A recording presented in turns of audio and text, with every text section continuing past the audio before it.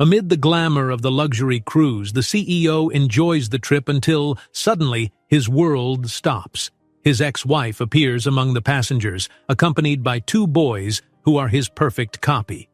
But before we dive into the full story, let me know where you're watching from and what time it is. Now, subscribe to the channel, and let's get started. The golden sunset bathed the Miami shoreline in a warm glow as the luxury cruise liner, the Maravilla, prepared to set sail. Tourists arrived in stylish outfits, their designer luggage rolling across the pristine decks. Among them was a distinguished figure in a tailored suit, Alexander Carter, CEO of Carter Global Enterprises. Standing at the ship's entrance, Alexander exuded power and confidence. He was used to having the world at his fingertips, commanding boardrooms and making billion-dollar deals with a mere nod. Yet, as he boarded the Maravilla this evening, he had no idea that his meticulously ordered life was about to unravel in the most dramatic way. Ever since he'd finalized his high-profile divorce 3 years ago, Alexander relished any moment he could step out of the spotlight. The dissolution of his marriage to Catherine Miller had been on every gossip channel and business magazine cover, dissected by tabloids that salivated over the union of a small-town woman and one of the country's most eligible CEOs. In the end, the pressure had been too much, culminating in an ugly separation that left Catherine with nothing but rumors, heartbreak, and a dignity she struggled to preserve. Arriving at the glass-walled atrium of the ship, Alexander tried to focus on his mission, 2 weeks at sea to negotiate a potential partnership with an international investor. Typically, he preferred quiet contract signings in private offices, but his new partners insisted on combining business with leisure. "Let's meet in style," they'd said. "So," Alexander obliged, intent on proving Carter Global could adapt to any setting, even one as carefree as a floating 5-star resort. Once on board, Alexander navigated the lavish corridors, lined with ornate sconces and marbled flooring. Bellhops guided affluent travelers to their suites, each room boasting ocean views and personal concierges. Alexander's assistant, a diligent and sharp-minded woman named Amanda Blake, was already waiting for him near the reception desk, flipping through a leather-bound organizer. "Sir," she greeted him, "I've arranged your suite on the top deck, just as you requested. Quiet, secluded, and perfect for business calls." Alexander managed a tight smile. "Thank you, Amanda. Let's make sure everything runs smoothly. No surprises, no last-minute changes." Amanda nodded, though in the depths of her calm expression, she sensed an undercurrent of tension in her boss. For all his public composure, Alexander Carter carried the invisible weight of regrets. The rumors about his divorce, how he'd abandoned Catherine for corporate ambitions, still stung, despite how he tried to bury them under success and money. Shortly after, guests assembled in the main lounge for the welcome cocktail. Gentle piano music played in the background as servers in crisp uniforms floated among the travelers, offering champagne flutes and delicate appetizers. It was here that Alexander first felt the uneasy sensation that someone was watching him. He glanced over his shoulder, scanning the crowd of elegantly dressed passengers. A few recognized him from magazines or TV interviews, offering polite nods. Others, enthralled by their own conversations, paid him no mind. Dismissing the feeling, Alexander turned back to the investor he was greeting, forcing himself to focus on the pitch he intended to deliver. But something else tugged at his awareness, that faint sixth sense alerting him that his past was close, inching ever nearer. He shrugged off the thought until the ship's horn sounded a deep, resonant note, signaling departure. The deck vibrated as the Maravilla pulled away from the harbor.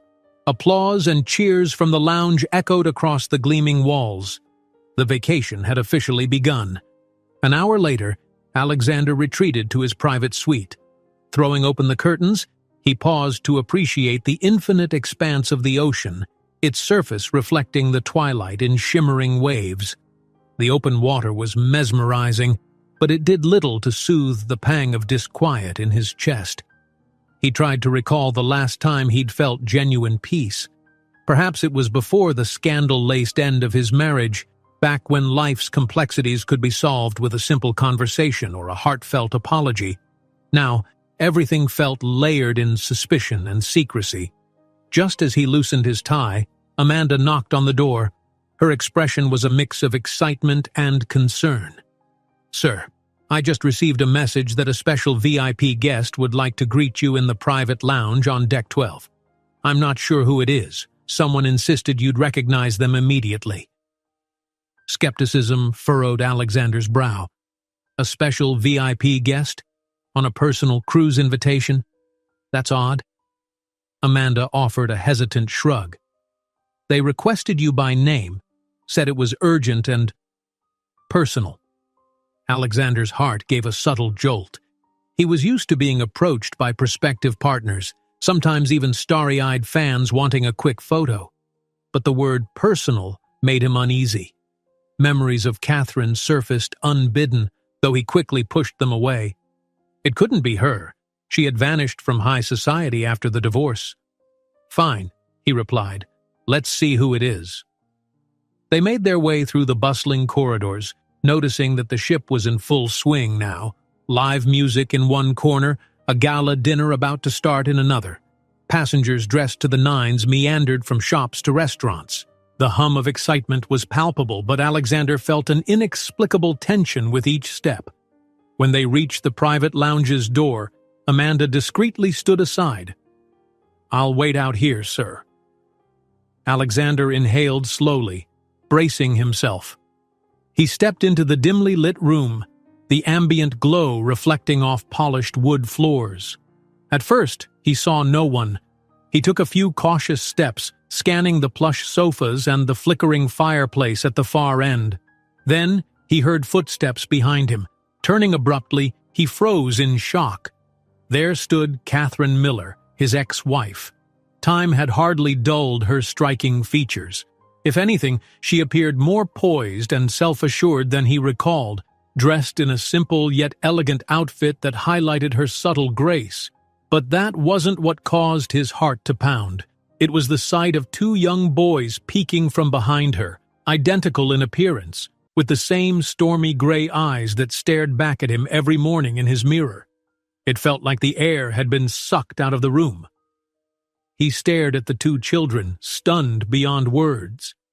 They looked about 6 or 7 years old, neatly dressed in matching outfits, both wearing an expression of curiosity and apprehension. Alexander's mind was a whirlwind of confusion and disbelief. He thought of the timeline. Catherine had vanished from his life 3 years ago, but these boys were older than 3. His breath caught in his throat as the impossible realization began to form in his mind. Catherine broke the silence first, her voice quiet yet firm. "Hello, Alex." The mixture of sorrow and determination in her eyes rattled him in ways no boardroom confrontation ever could. She took a step forward, gently setting a hand on each child's shoulder. "I'd like you to meet Noah and Nathan. They're your sons." Alexander wanted to speak, but nothing formed on his tongue. Instead, a thick swirl of memories and emotions collided in his chest. The final arguments with Catherine, the tabloids calling him a ruthless tycoon, the assumption that she had left town for good. Now, here she was, not only reappearing, but with 2 living, breathing pieces of evidence that turned his carefully structured reality inside out.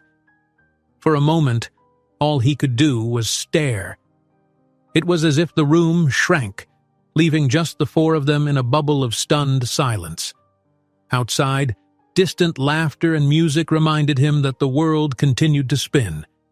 But in that lounge, time slowed to a hush, each second loaded with the question he dared not say out loud. How could Catherine have hidden children, his children, for all these years? Struggling to regain his composure, Alexander finally managed a single word. "Why?" Catherine exhaled, her gaze never leaving his. "Because I had to," she answered, her voice laced with an undercurrent of pain. She rested a hand on one boy's back. "It's a long story, and not one I ever wanted to tell you, but here we are." The two boys remained silent, occasionally stealing glances at Alexander as if trying to reconcile the notion that this stranger might be their father. Alexander's mind spun with questions, shame, anger, and even a sliver of hope. He swallowed hard, finally noticing how closely they resembled him, from the arch of their eyebrows to the line of their jaws. This was no illusion. Catherine continued, "I'm sorry to meet you like this, but I had to find a way to get your attention, away from cameras and attorneys. We're on this cruise for a reason. There's something I have to explain, and once I do, you'll understand everything." Alexander looked at the children again, his throat tight. "You should have told me," he whispered, forcing the words out. "I had the right to know." In those eyes he saw the reflection of old wounds. "I know," Catherine replied softly, "and you will. All of it. But first, I need you to promise me you'll keep an open mind." He glanced at her, confusion and heartbreak swirling in equal measure. I don't even know where to start, Catherine." She reached down, took Noah and Nathan's hands in hers, and gave them a reassuring squeeze. The gesture spoke volumes about how protective she was of them. "Then let's start with the truth for once. No more secrets, no more PR statements, just you, me, and the boys." Outside the lounge's windows, twilight fell upon the sea, the vast ocean reflecting only the faintest sliver of moonlight. Somewhere in the distance, the Maravilla's festivities continued, passengers blissfully unaware of the emotional storm unfolding behind the closed doors of the private lounge. For Alexander, the waters he was now navigating felt deeper and more perilous than any business deal he'd ever faced. Alexander's pulse thundered as he stood in the softly lit lounge, facing the two young boys who shared his own features. The magnitude of Catherine's revelation hung in the air, heavier than any contract or deal he'd ever negotiated. He struggled to maintain composure, forcing himself not to pace across the polished floor. Catherine, sensing his turmoil, guided Noah and Nathan gently toward a nearby sofa. She knelt between them, smoothing their hair in a calming gesture. Despite their mother's reassurance, the twins stared at Alexander with wide, uncertain eyes, as though they expected him to vanish at any moment, or perhaps feared he might reject them. The possibility that he was their father had been a secret all their young lives, and now the truth was coming to light under strange, almost dreamlike circumstances. "I'll answer everything," Catherine said softly, "but not here. Not like this." She glanced at the door, as if expecting someone to walk in at any moment. "The walls have ears on a ship like this, especially for someone like you. We need somewhere private." Alexander nodded mechanically, trying to swallow the knot in his throat. The protective fatherly instinct, something he never even realized he possessed, stirred inside him, compelling him to shield the boys from any chaos. Yet the confusion and anger in his chest also clamored for explanation. "There's a smaller lounge on deck 14, he managed to say. "Hardly anyone goes there before midnight. We can talk." Catherine carefully stood, guiding Noah and Nathan to their feet. The boys clutched her hands, still casting cautious glances in Alexander's direction. "They're tired," she admitted quietly. "We only boarded an hour ago, and it's been a long day." Alexander felt a twinge of guilt. He realized he had no idea where they'd come from, how long they'd traveled, or even what their lives were like outside this ship. His imagination raced. Had they struggled financially all these years? Had Catherine been forced to raise them on her own, scraping by in anonymity while he soared in the public eye as a wealthy, influential CEO? Trying to offer a small gesture of kindness, Alexander bent to meet the twins at eye level. His voice came out more tender than he expected. "Noah, Nathan, I know this is confusing. I'd like to talk with your mom, but I promise nothing bad will happen tonight. I just want to learn about you. Is that okay?" Nathan, the slightly taller of the two, nodded slowly, while Noah clung tighter to Catherine's side. Their expressions were a mixture of curiosity and timid hope, as if they recognized something familiar in Alexander's face, an unspoken bond that neither time nor secrets could entirely erase. The four of them made their way out of the lounge. Beyond the closed doors, the Maravilla buzzed with evening festivities. Groups of travelers in cocktail attire mingled in the corridor, raising glasses of champagne, eager for a night of dancing or a lavish dinner under sparkling chandeliers. Alexander was vaguely aware of curious stares as they passed. He normally commanded attention simply by being himself, but now he felt raw and exposed, unsure how to explain the presence of a woman he was famously divorced from, and two children who looked so much like him.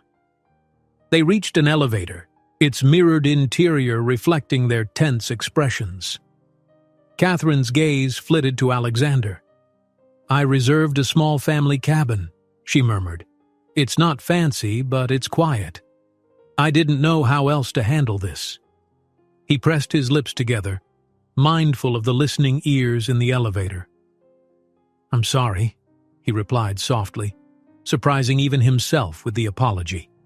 After all, he'd spent years convincing himself that he had nothing to be sorry for. He'd provided the divorce settlement, adhered to every legal stipulation. But now, faced with the living proof of how little he'd truly known, remorse gnawed at him. On deck 14, they followed a winding corridor until they reached an intimate glass-walled lounge overlooking the moonlit ocean. A single bartender was on duty, cleaning glasses behind the counter. The space was otherwise deserted, the hush broken only by the distant hum of the engines. Large windows revealed endless water, dark and mysterious, flickering under the moon's glow. Catherine led Noah and Nathan to a cushioned banquette near one of the windows. Once the boys settled with soft drinks she'd requested from the bartender, she motioned for Alexander to sit across from her. He did, aware of how stiff and out of place he felt. Instead of diving into business pitch mode, his usual default, he was suddenly at the mercy of explanations he both craved and dreaded. Catherine spoke quietly. "Boys, can you finish your drinks right here?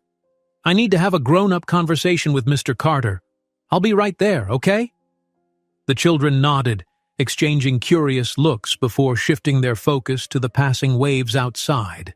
Alexander followed her several feet away to an unoccupied corner of the lounge, far enough that the twins couldn't overhear. He steeled himself. "Start from the beginning," he said. "How could you keep them from me?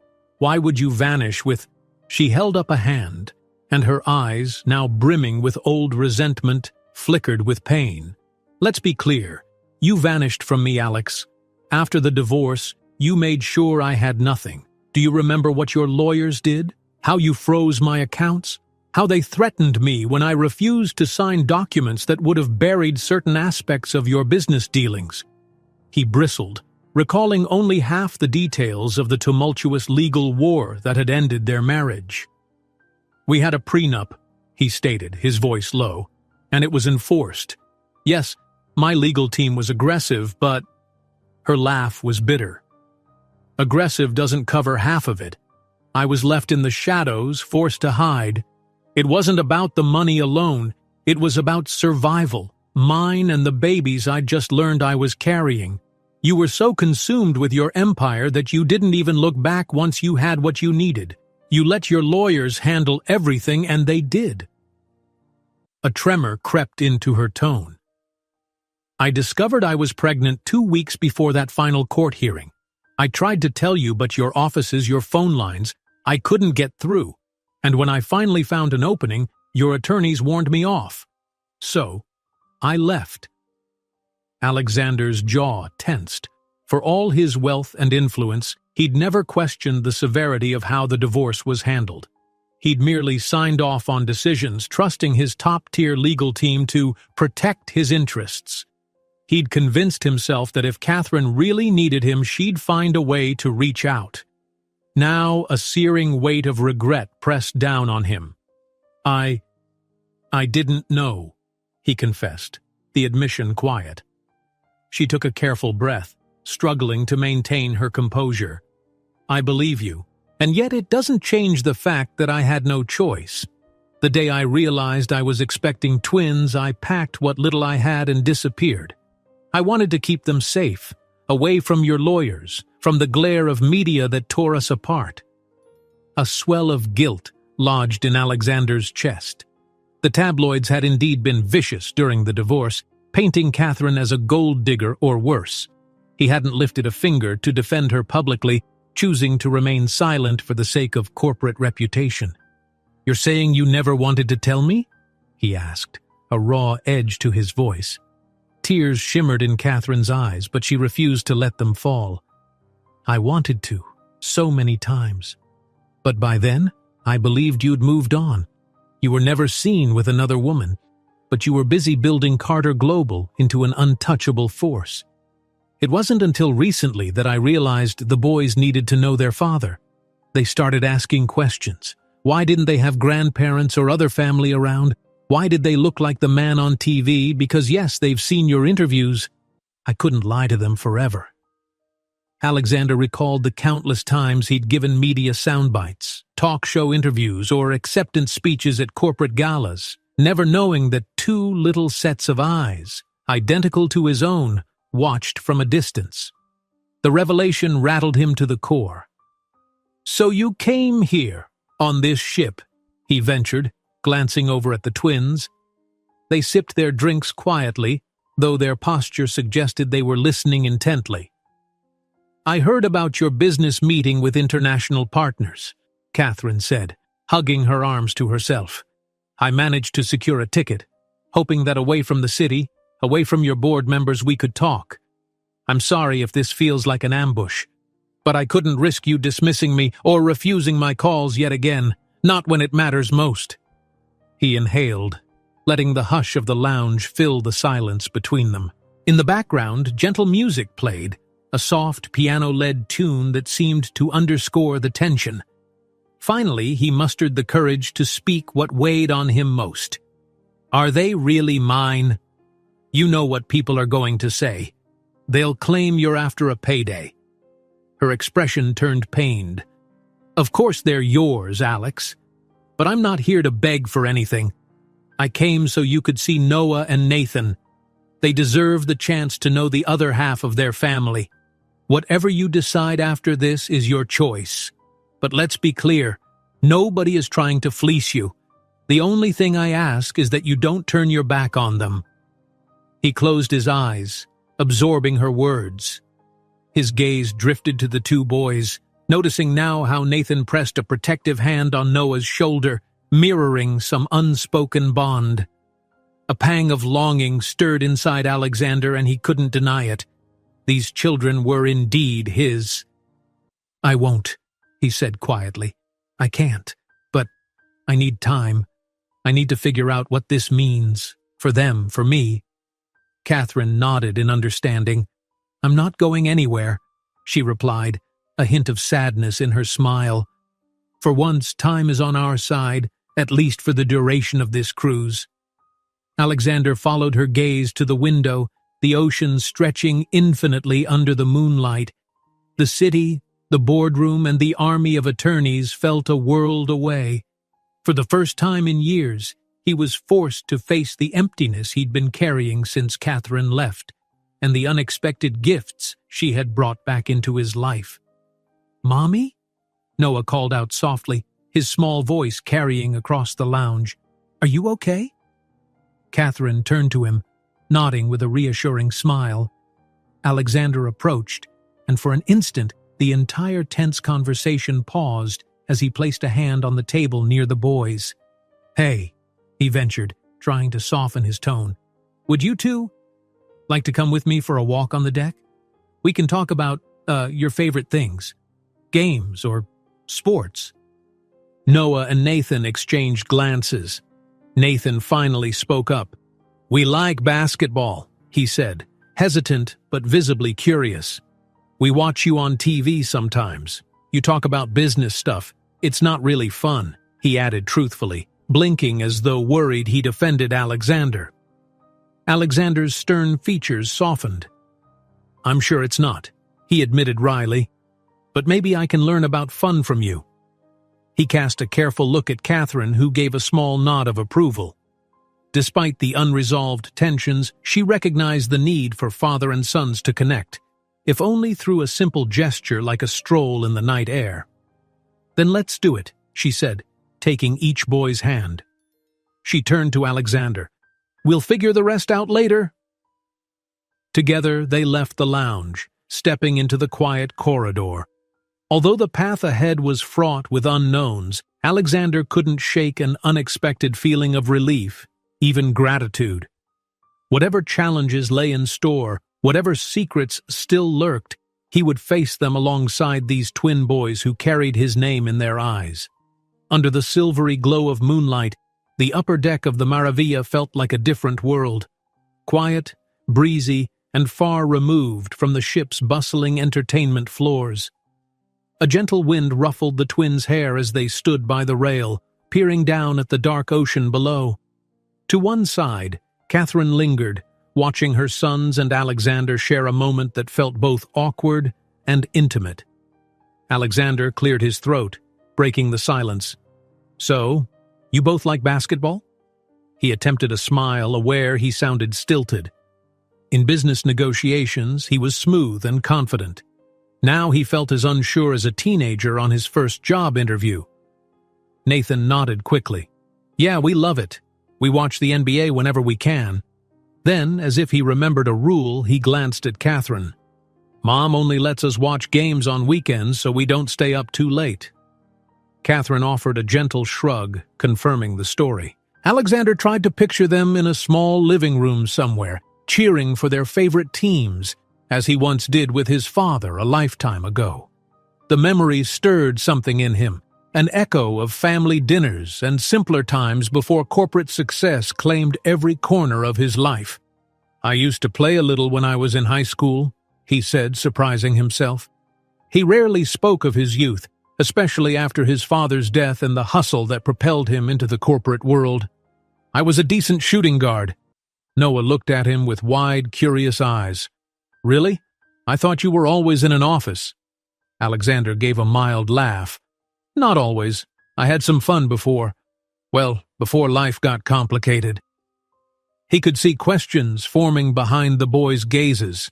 They were at the age when curiosity sparked every other sentence. Part of him wanted them to ask those questions.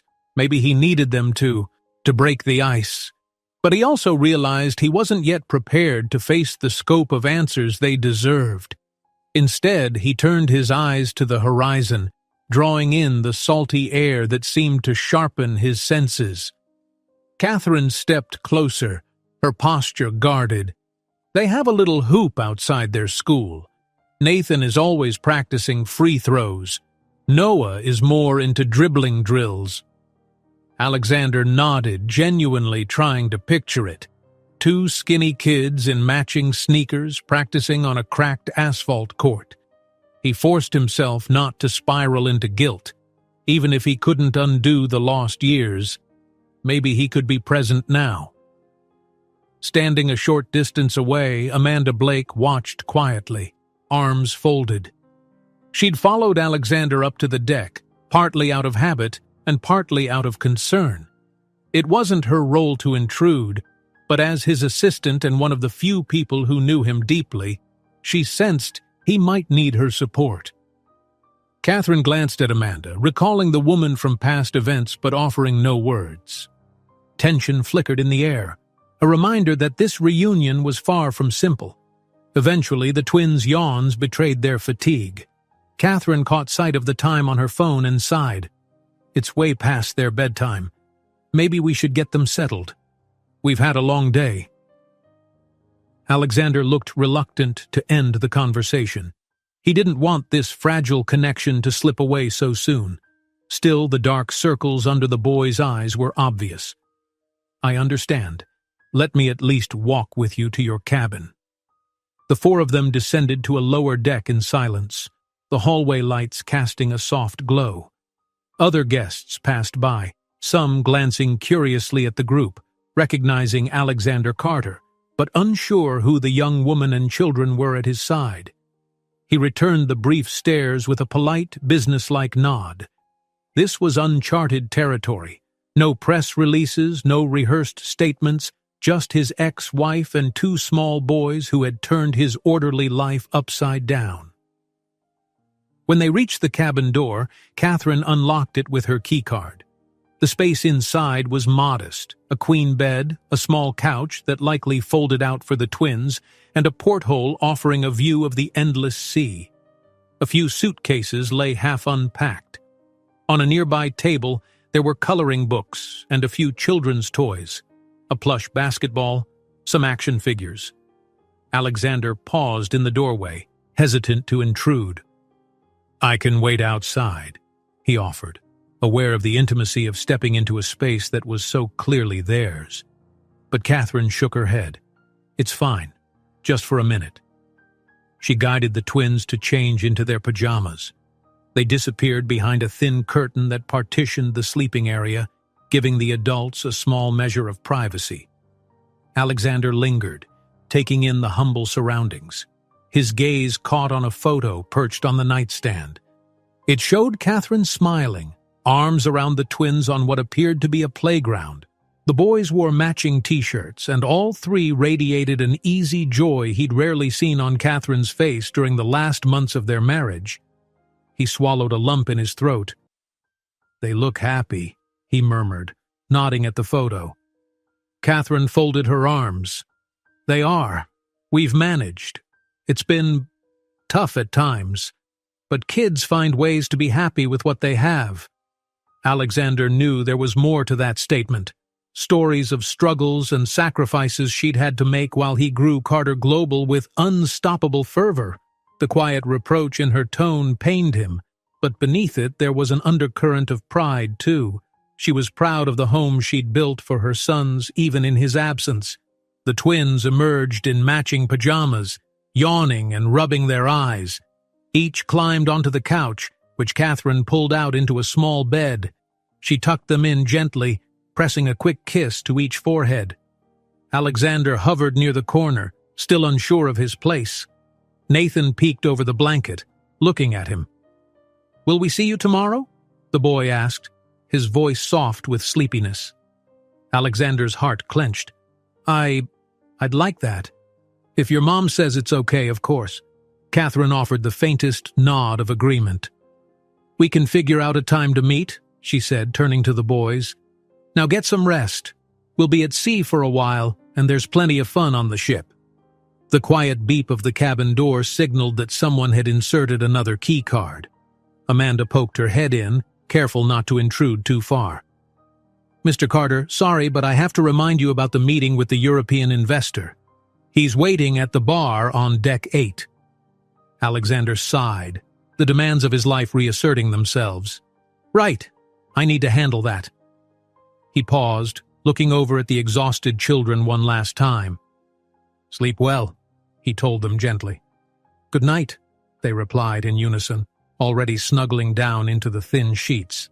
Catherine walked Alexander to the door, stepping into the corridor with him for a moment. Amanda retreated a few steps, giving them space. Only the hum of the ship's engines and distant chatter from passing guests filled the silence. "Thank you for letting me spend some time with them," Alexander said, voice low. I know this doesn't fix anything overnight, but I want to do what's right." Catherine studied his face. "They deserve a father," she replied, her voice tinged with weary acceptance. "Just try not to make promises you can't keep, Alex. They've had enough disappointment from the world as it is." He dipped his head in agreement, guilt constricting his chest. "I understand. You'll let me know when we can talk again in private?" She nodded. "I'll text you tomorrow morning. Get some rest yourself. You look as tired as they do." A wry smile tugged at his mouth. "Yeah, I guess I do." Then, casting one last glance at the closed curtain behind which the twins slept, he stepped back into the corridor and let the door close between them. Amanda fell into step beside him as they headed toward the elevator. "Sir," she began gently, "forgive me, but is there anything I should do for you regarding all of this?" Alexander rubbed the back of his neck. "I have no idea," he admitted. "Let's keep this quiet for now. No press, no internal memos, until we figure out how to handle it." He stopped at the elevator bank, his expression troubled. "Amanda, have you ever known me to be speechless in a crisis?" She allowed a small, empathetic laugh. "You? Never." He leaned against the paneled wall, exhaling heavily. "Well, I am now. They're my kids, Amanda." He shook his head as though saying it out loud might change reality. "I don't even know how to begin making up for lost time." Amanda placed a light hand on his shoulder. "I've seen you close deals worth billions, sir. Compared to that, being a father might be the bigger challenge, but also the most important one." There was genuine kindness in her voice, a loyalty that extended beyond mere professional obligations. Alexander recognized that he had to keep it together for the sake of his meeting, though the swirl of emotions inside him wouldn't simply vanish. The elevator doors slid open with a soft chime, revealing a handful of chatting passengers already on board. He and Amanda stepped inside. As the elevator descended, Alexander forced his features into a practiced calm.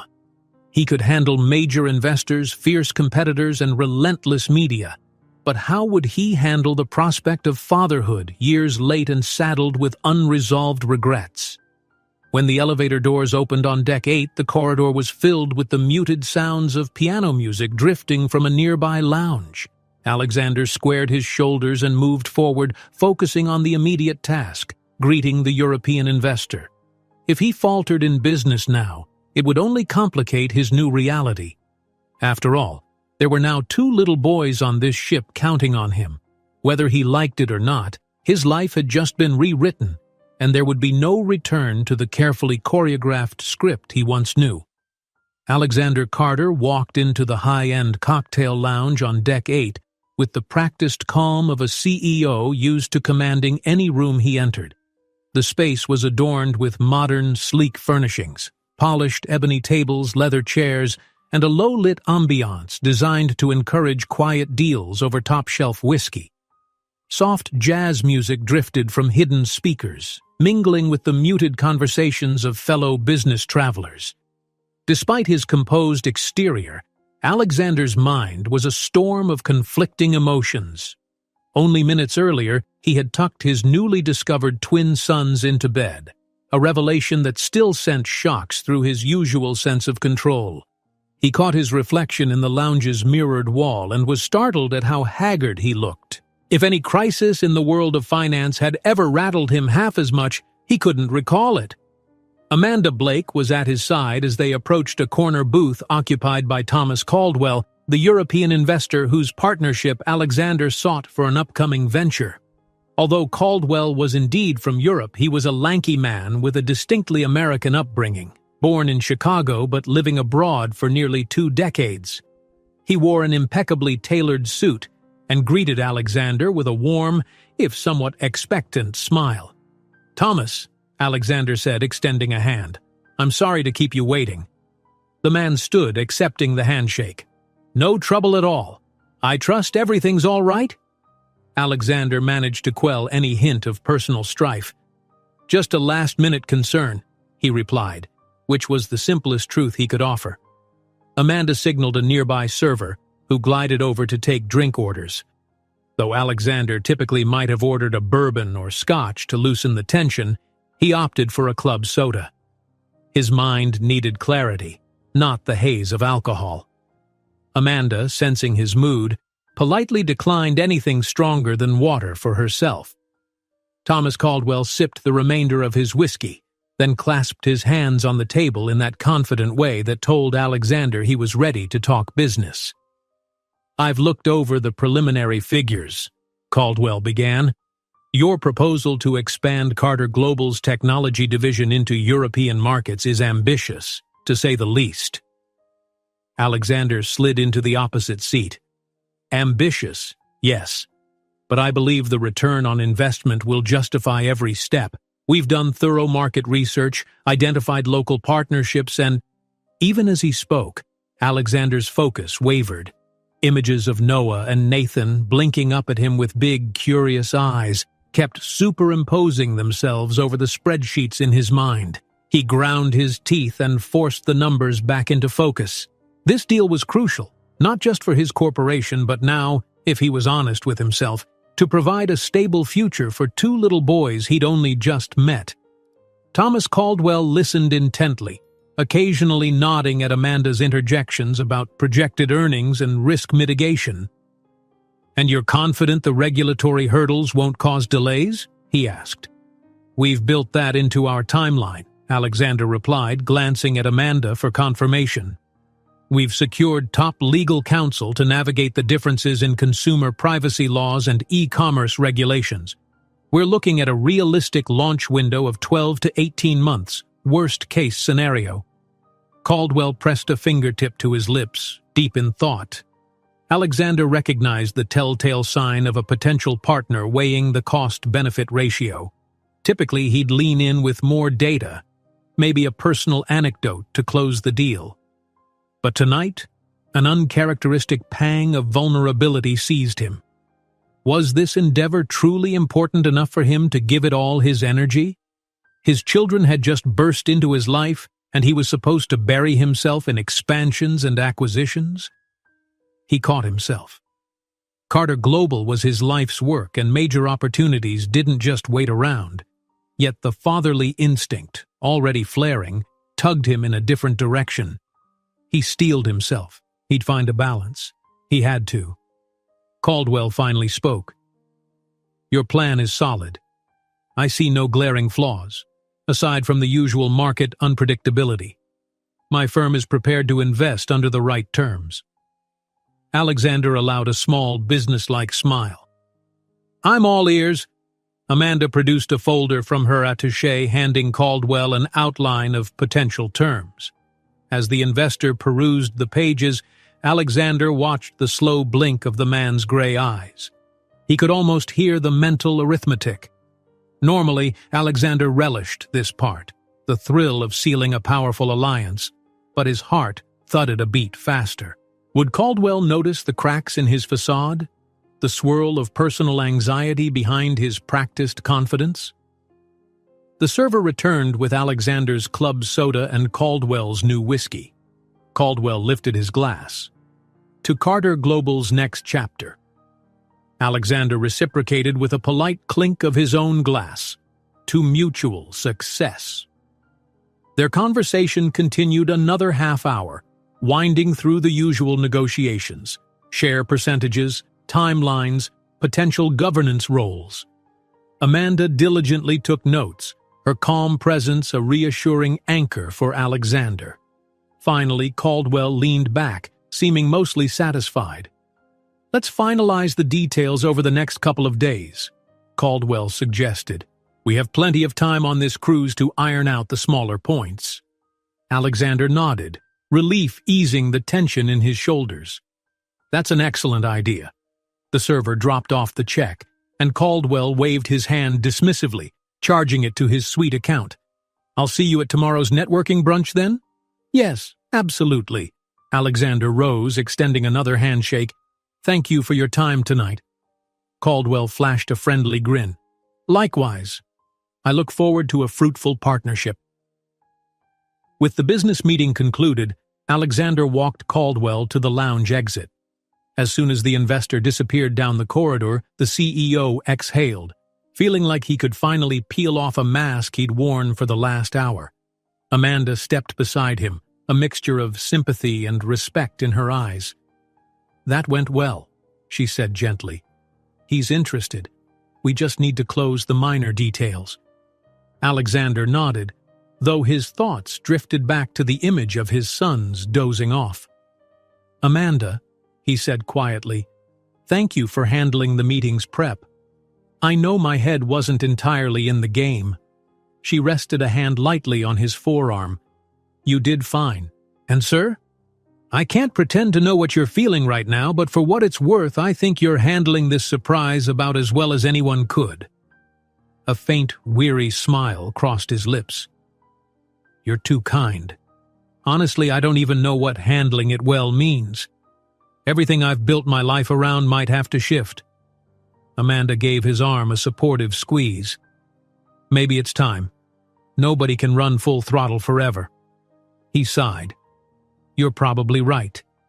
Go on and get some rest, Amanda. I'll head back to my suite and try to figure out my next steps.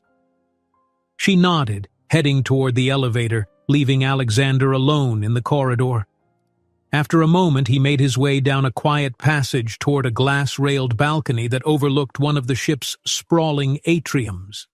Below, a string quartet played a soothing waltz, while guests in formal attire sipped cocktails around a polished dance floor. It was all so perfectly elegant, so meticulously planned, just like the life he once thought he'd had under control. He gripped the railing, breathing in the faint scent of cologne and evening perfume that drifted upward. Should he visit the boys' cabin, just to peek in? No, they'd already be asleep. And Catherine likely needed peace as well. He could practically feel her inner conflict.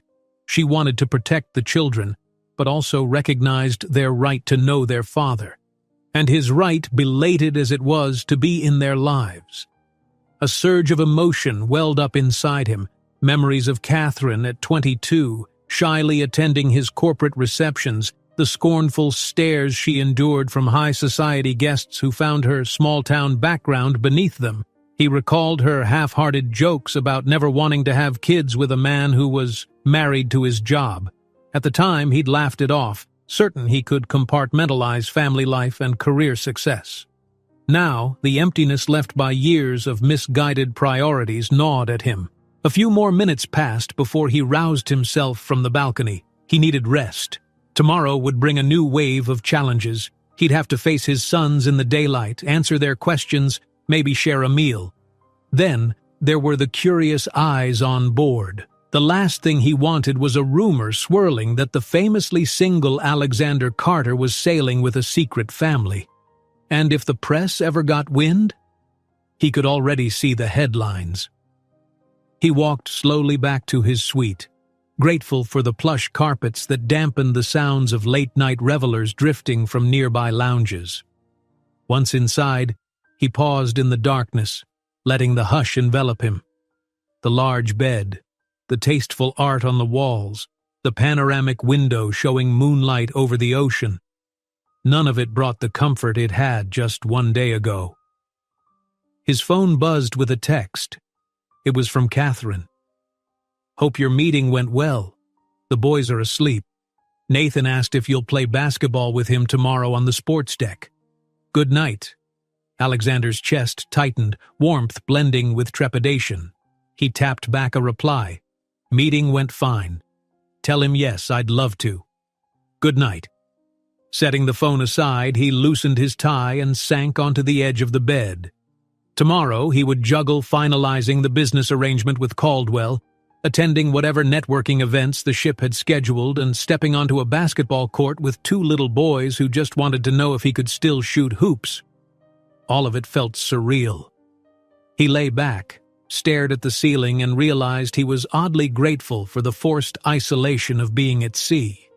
The usual escape routes, an urgent meeting in the city, a quick jet flight somewhere were impossible. Here, his only option was to face his new reality head-on. And maybe, just maybe, that was the only way to finally find the part of himself he'd lost a long time ago. He closed his eyes, the gentle sway of the ship lulling him. Business deals and fatherhood, both demanded his commitment. Both were equally daunting. In the hush of the night, with the ocean's rhythmic pulse beneath him, Alexander made a silent vow. He would not run from this. For better or worse, he would be present, no matter how challenging or uncomfortable it became. And with that unspoken promise, he drifted into a restless sleep, uncertain yet determined, a powerful man finally humbled by life's greatest twist of all. Sunlight streamed through the panoramic windows of Alexander's suite, illuminating the modern decor and casting gleaming reflections on the polished surfaces. Normally, he would wake early, check his messages, and conduct virtual conferences while enjoying the ocean view. But today, as the first rays touched his face, His immediate thoughts were not about Carter Global or the pending contract with Thomas Caldwell. They were about two young boys, Noah and Nathan, still asleep a few decks below, who had asked him to join them for basketball. The idea both warmed and unsettled him. After all, he'd barely begun to grasp what it meant to be a father. Rising from the crisp sheets, Alexander felt the lingering weight of last night's revelation. The big question gnawing at him was how to transition from total stranger to something resembling a parental figure. He ran a hand through his hair, eyeing the digital clock on the bedside table. It was 7:30 a.m., still early for most passengers on a relaxing cruise, but not for Alexander. If anything, he was a bit behind his usual schedule. By 8:15, he had showered, dressed casually in a polo shirt and athletic pants instead of his typical suit, and found himself pacing the length of his suite. Nerves coiled in his stomach, an unfamiliar sensation for a man used to forging multi-million-dollar alliances. Finally, he glanced at his phone. No new messages from Catherine. Maybe that was a good sign. Maybe it meant the boys were still asleep. He poured himself a cup of coffee from the in-room carafe, trying to plan the day. Around mid-morning, the ship offered a family sports hour on the top deck. He figured that might be a relaxed environment to keep his promise. Afterward, he had to check in with Amanda and finalize details for tomorrow's big investor presentation. Every minute of the day felt urgent now, balanced precariously between fatherhood and business. The phone buzzed, jolting him from his thoughts. A text lit up the screen. "Morning. Boys just woke up. They're excited to meet you on the sports deck at 9:30. Kay Alexander stared at the simple message, feeling relief and a surge of anxiety all at once. Grabbing his room key, he left the suite, determined not to be late. This time, as he navigated the corridors, he ignored the polite nods from passing guests. The usual satisfaction he felt in being recognized held no appeal today. His mind was on the twins and Catherine. Once he reached the sports deck, a wide-open space featuring a half-court for basketball, an enclosed soccer cage, and a few ping-pong tables, Alexander paused under the bright morning sun. A breeze swept in from the ocean, carrying the scent of salt and sunscreen. A handful of families were already there, a father teaching his little girl to shoot hoops, a group of teenagers playing ping-pong, and an older couple leisurely kicking a soccer ball back and forth. Standing near the basketball court's entrance, Catherine gave him a small wave.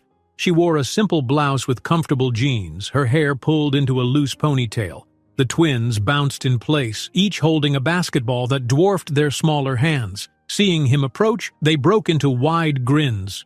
"You made it," Nathan said, excitement coloring his voice. "Of course," Alexander replied, trying to sound at ease. "I wouldn't miss it." Catherine watched quietly, stepping aside so the three could have the court to themselves. The twins ran onto the polished surface, dribbling with clumsy enthusiasm. Alexander followed, his sneakers squeaking on the hardwood. Despite the swirl of emotion in his chest, he felt a surprising flutter of anticipation. Noah, the quieter twin, attempted a shot that barely reached the rim. Nathan teased him. Typical sibling banter that made Alexander smile despite himself. "I'll show you how it's done," Nathan declared, trying to mimic a form he must have seen on TV. His shot clanged against the backboard, missing badly. Both boys laughed, undeterred. Alexander positioned himself between them. "How about a little lesson?" he offered. "I'm not a pro, but I've got a few moves." Nathan's eyes lit up while Noah handed over the ball. Gently, Alexander guided them through the basics. How to hold the ball, how to bend their knees, and how to arc their shots. Each boy tried in turn, occasionally scoring a lucky basket that earned a celebratory cheer. The morning sun grew warmer, but the trio's excitement mounted, overshadowing any discomfort. Catherine observed from the sideline, arms folded loosely, her posture a mix of tension and pride. For once, Alexander caught her gaze across the court. She offered him a small, affirming smile, the kind that suggested a fragile bridge was forming between them. "Dad, watch this," Nathan shouted suddenly. The word "Dad" startled Alexander so much that he nearly dropped the ball. It was the first time either twin had used that term aloud. Nathan, oblivious to the impact, threw a shot that sank neatly through the net. "That was great," Alexander managed, heart pounding for reasons entirely unrelated to the game. He caught the ball and passed it to Noah, who tried to replicate his brother's success. The ball rimmed out, bouncing away, and Alexander jogged to retrieve it, giving a playful ruffle to Noah's hair. "You'll get the next one." They continued playing for half an hour, the air filled with laughter, squeaking shoes, and the dull thud of a basketball.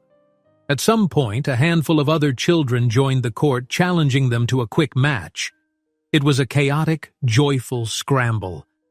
Alexander found himself running, sweating, and genuinely smiling, feelings of liberation coursing through him, so different from his typical structured business environment. By the time they wrapped up, all three, Alexander, Noah, and Nathan, were panting and flushed with exertion.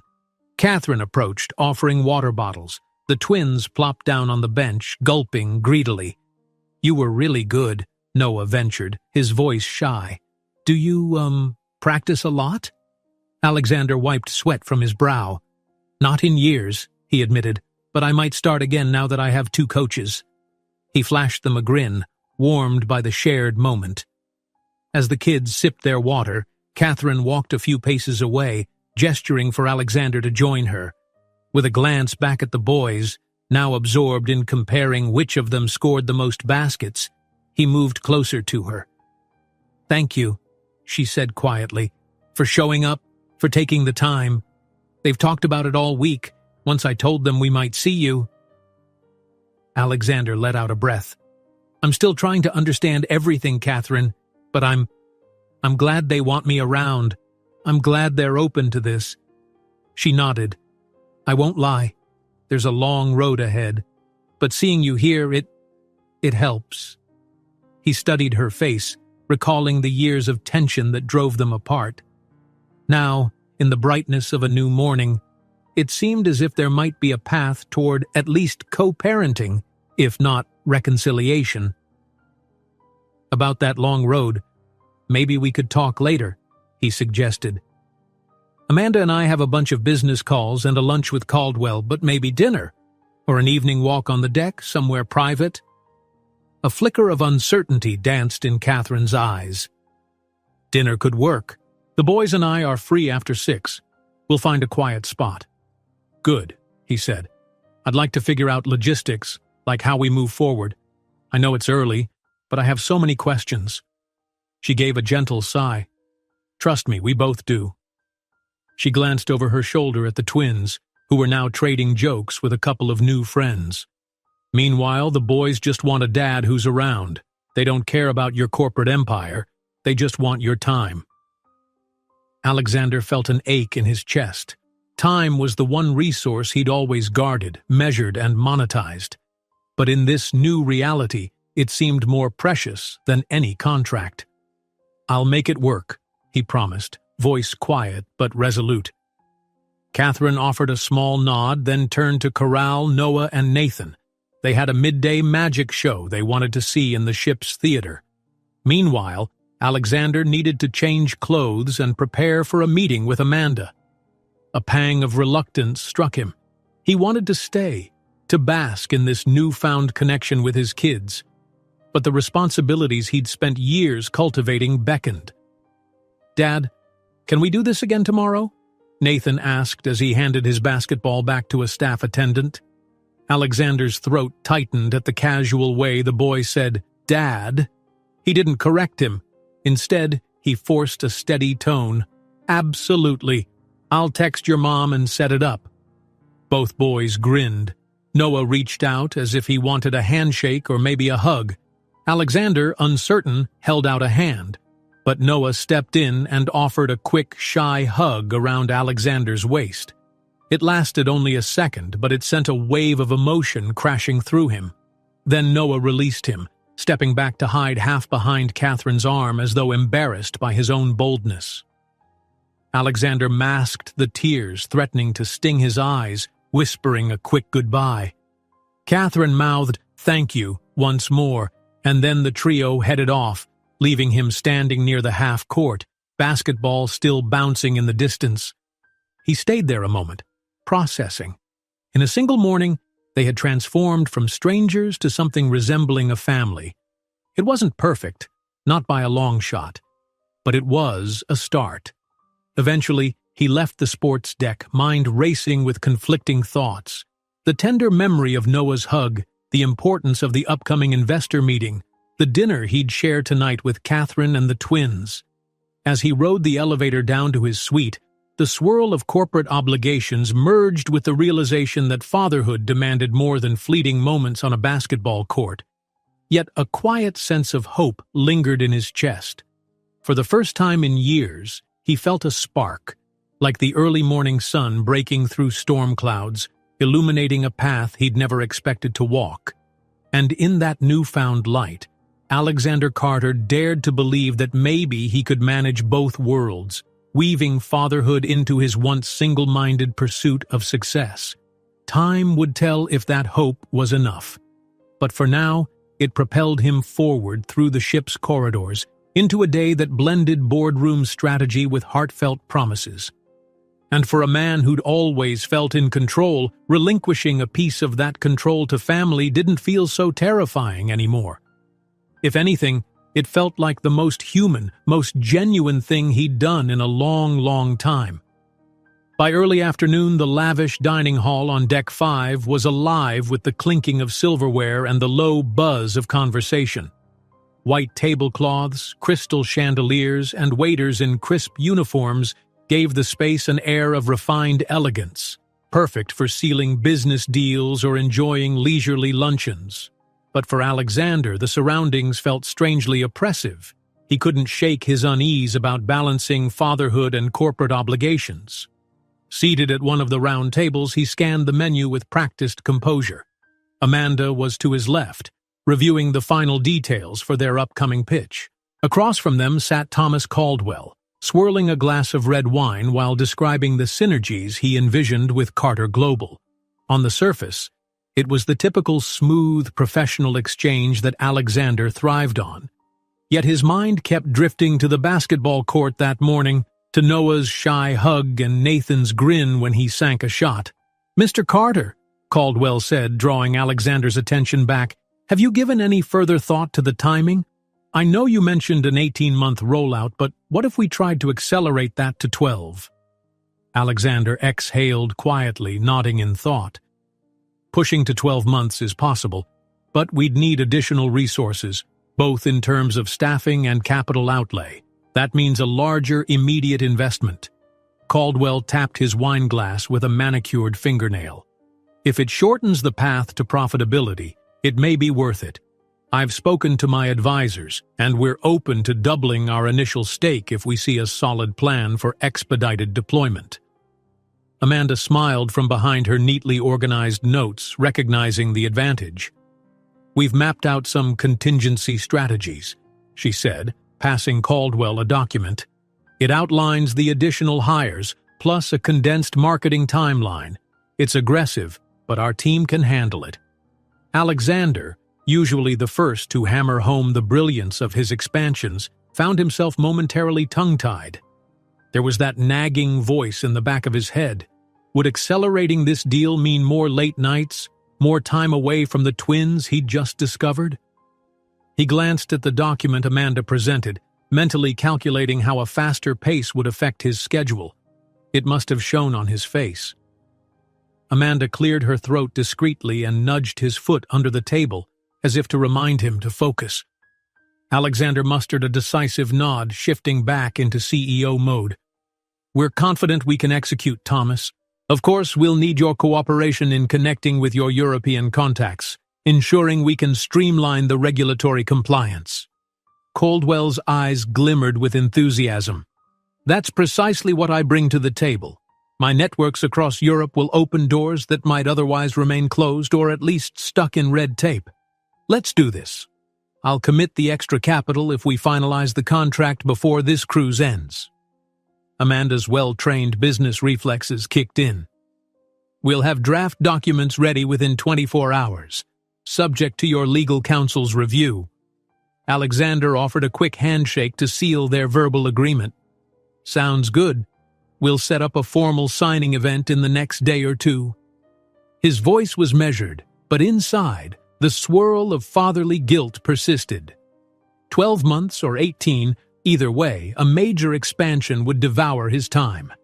He could delegate, sure, but Carter Global was his brainchild, and he'd always played the starring role in its growth.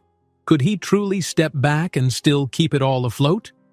Their waiter arrived just then, delivering plates of artfully presented seafood and vegetables. As they began to eat, the conversation drifted to lighter topics: travel, family vacations, Caldwell's interest in collecting contemporary art. Amanda chimed in with remarks about philanthropic ventures Carter Global supported. Alexander fell mostly silent, picking at his meal and offering only brief comments. When the dessert course arrived, tiny pastries adorned with spun sugar, Caldwell rose to take a phone call. Amanda used the moment to lean closer to Alexander, keeping her voice low. "Sir, you seem distant. Is everything all right?" He let out a slow breath, meeting her concerned gaze. "I'm just thinking about the boys. Speeding up our timeline means more demands on me, and I can't back away from them now, Amanda. I won't let them think I showed up in their lives only to vanish again for some business spree." Amanda's expression softened with empathy. "I understand, but keep in mind, you've built an entire infrastructure at Carter Global. You've groomed talented executives. You have a strong leadership bench." She paused, weighing her words. "Maybe you can delegate more than before. Trust your team to handle some aspects of the expansion. It's possible to steer the ship without standing on the bow 24/7. He nodded, absorbing her advice. Delegation was something he had to consider. For too long, Alexander had clutched every major deal in his own hands, fearing any misstep could cost him the empire he'd spent his adult life constructing. But, as Amanda suggested, he'd hired sharp minds precisely so he could expand. Perhaps now, ironically, was the moment to let go of his iron grip and rely on them. Thomas Caldwell returned, apologizing politely and resuming his seat. The conversation again turned to the specifics of finalizing their partnership. By the time the meal ended, it was nearly 2 p.m. They parted ways in the bustling atrium, each promising to reconvene soon with official documents. As Caldwell disappeared into the crowd, Amanda gathered her folders and gave Alexander a nod. "I'll head to my cabin and start drafting the revised contract. Want me to meet you in your suite later?" Alexander rubbed the back of his neck. "Yes, let's plan on that. I have a few things to handle first, though." And by that, he meant his life. His new, complicated, extraordinary personal life. "Thank you, Amanda." She offered a reassuring smile before merging with the flow of other passengers. Alexander took a moment to center himself, gazing at a massive art installation hanging from the atrium ceiling. He needed to see Catherine and the twins, just for a moment, to feel grounded. If they were at the midday magic show, maybe he could slip in quietly at the back. The ship's daily schedule on his phone confirmed that the magic show was in the Majestic Theater Deck 6, starting at 1:45 p.m. Perfect timing. He could still catch the last half. He navigated the corridors, passing shops displaying everything from jewelry to designer clothes. His reflection in the polished surfaces reminded him of how sharply dressed he remained, even in casual attire. He was Alexander Carter, powerhouse CEO. Yet inside, he felt more like a nervous first-timer headed to a child's school play. At the theater entrance, a uniformed attendant nodded politely. The lights inside were dim, but Alexander could see a glitzy stage where a charismatic magician performed illusions for an enraptured audience of families. He slipped into a seat near the back, scanning the rows for any sign of Catherine, Noah, and Nathan. Finally, he spotted them off to the right, 3 rows from the front, Catherine in the middle, the boys at her sides. The twins leaned forward, clearly enthralled by the magician's rapid-fire card tricks. He couldn't see their faces clearly from this distance, but their body language radiated excitement. Alexander allowed himself to relax into the seat, a faint smile tugging at his lips. For a few minutes he watched as the performer sawed an assistant in half, or so it appeared, and pulled vibrant scarves from thin air. The children in the audience gasped and cheered. Noah and Nathan practically bounced with each new trick. Without warning, the magician announced he needed a volunteer from the audience, someone small and brave. Hands shot up everywhere, including Nathan's. Catherine appeared to say something, likely urging him to stay put, but the magician noticed Nathan's eager wave. "Yes, you in the stripes, come on up!" Nathan darted down the aisle, and soon the magician whisked him on stage to participate in a levitation trick. Catherine looked equal parts delighted and anxious, but she snapped a photo from her phone as the stage lights brightened over her son. The trick concluded with loud applause, and the magician escorted a beaming Nathan back to his seat. Alexander's heart pounded with a tender ache. He wanted to share in that moment, to clap for his son. If he approached them now, would that spoil the show? Would it confuse or distract the boys? He decided to wait. There would be plenty of time after the show ended. In the final act, the magician conjured a series of large, colorful bouquets from empty boxes, tossing them into the delighted crowd. When it was all done, the house lights rose and families began to file out. Alexander stood discreetly off to the side, watching as Catherine helped Noah and Nathan gather their belongings. The older boy, Nathan, gestured animatedly, recounting the thrill of being on stage. Then, Catherine spotted Alexander across the theater and raised her eyebrows in mild surprise. She said something to the twins, who craned their heads back until they saw him. Both faces broke into grins. Without hesitation, Noah and Nathan trotted up the aisle, nearly colliding with an older couple in their excitement. They approached Alexander, who knelt slightly to be at eye level. "You saw me on stage," Nathan exclaimed. "Did you see the part where I floated?" Alexander nodded with genuine enthusiasm. "I did. You were amazing."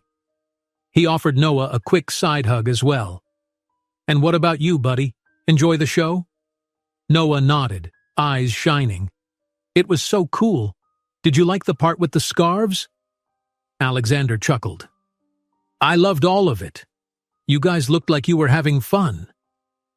Catherine joined them, holding a small bag of candy the boys must have purchased. "We didn't expect to see you," she said not unkindly. "But thanks for dropping by." He straightened, hands in his pockets. "I wanted to catch a glimpse of their smiles." That was the simplest truth he could manage. Catherine's expression softened. She turned to the twins. "Should we invite Alexander to join us for a snack? The cafe on Deck 7 has the ice cream sundaes you two have been begging for." Noah and Nathan cheered their approval, and Alexander didn't hesitate. "I'd love to. I have some time before my next meeting." They strolled as a group, navigating the corridors toward the cafe. Along the way, passers-by occasionally did a double take at Alexander, but he simply smiled or nodded. Gone was the old reticence to be seen in public with Catherine. Now he was oddly proud to walk beside them, even if the rest of the world might have questions. At the cafe, he let the boys order their sundaes, chocolate and vanilla swirls piled high with whipped cream and colorful sprinkles. Catherine opted for a simple latte, and Alexander chose a small espresso, mindful that he might need to retain his appetite for a business dinner later. The four of them squeezed into a booth, the twins facing each other while Catherine and Alexander sat opposite. As the children dug into their ice cream, the adults exchanged cautious smiles. After all, there was still so much unsaid. But in that moment, none of them rushed to break the comforting lull of clinking spoons and happy chatter. Eventually, Nathan piped up, "Dad, do you like magic shows too?" Alexander paused, feeling the weight of the word "dad" yet again. He had to push aside the tumult of emotion, choosing to engage kindly. I do. When I was your age, I tried to learn card tricks. I wasn't very good. Noah giggled. Maybe we can all try some tricks together. We can buy a magic kit and practice. Catherine gently brushed a sprinkle off Nathan's cheek. That sounds like a fun family activity. Alexander blinked at the phrase, family activity, his heart constricting. She said it lightly, but it carried a powerful resonance for a man who had nearly given up on such concepts. He forced a nod of agreement. Sure, he said, voice thick with emotions he couldn't quite articulate. Let's plan on it. Ice cream finished. The boys chatted on about their favorite parts of the show. Alexander listened intently, savoring each detail, every burst of excitement in their voices. He sensed Catherine watching him a few times as though measuring his resolve to stay involved in their lives. If she was uncertain, he couldn't blame her. But for now, it felt right. They were here, together, in the middle of the ocean, sharing a simple pleasure. For all his achievements, these small moments were the first time he felt truly alive in years. Eventually, a vibrating phone in Alexander's pocket signaled a reminder for his next meeting. Catherine recognized the shift in his posture. Go, she said with a gentle smile. You have work to do. He sighed and rose, placing a light hand on each twin's shoulder. I'll see you all at dinner, okay? Noah offered a cheerful goodbye and Nathan gave him a playful fist bump. Alexander laughed softly, returning it. Then, with a grateful glance at Catherine, he exited the cafe. The obligations of Carter Global called him once more. But this time, as he strode through the corridor, he did so with a sense of purpose that transcended mere profit margins. He had a family waiting, and the knowledge emboldened him in a way he'd never experienced before. Whatever challenges lay ahead, business expansions, media scrutiny, the complexities of fatherhood, he would face them head-on. And for the first time, that prospect felt more like an invitation than a burden, a chance to prove he could be both a titan of industry and the dad that two little boys deserved. Late afternoon sunlight shimmered across the Maravilla's upper decks as Alexander made his way back to his suite.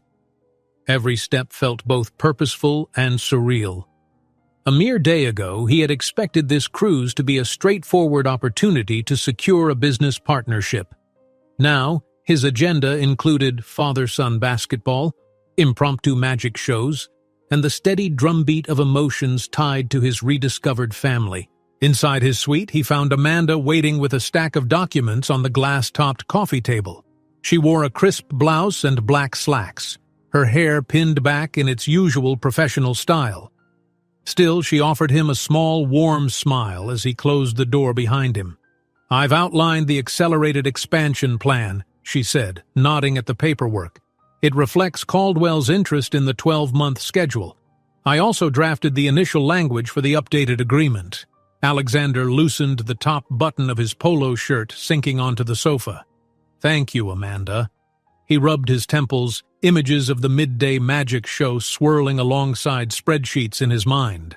Let's see it. She handed him a neatly bound folder. Each page was meticulously itemized: resource allocation, marketing timelines, regulatory compliance tasks. Alexander skimmed the bullet points, his eyes occasionally flicking to the notepad next to him as he mentally weighed each step. In the past, he would review such a plan with single-minded intensity, scanning for any weakness to address. Now, his concentration drifted, wondering if Noah and Nathan might want to join him on an after-dinner stroll, or whether Catherine was anxious about the upcoming conversation. You seem distracted, Amanda observed gently, breaking the silence. He sighed, meeting her gaze. They'd known each other long enough that subterfuge was useless. I can handle the business side, but everything with the twins is on my mind.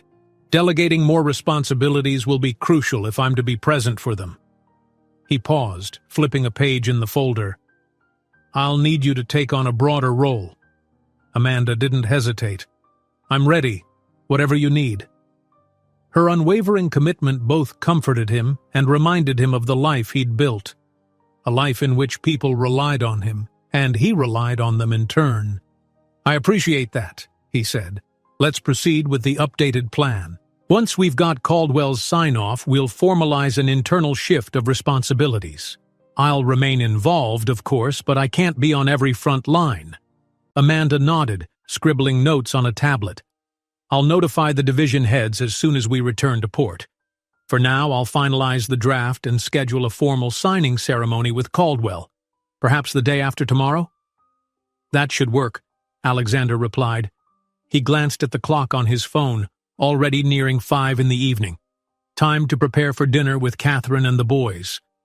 His heart fluttered at the thought. Amanda followed his gaze to the time display. "Let me guess. Dinner with your new family?" He exhaled, somewhere between a smile and a grimace. "Yes.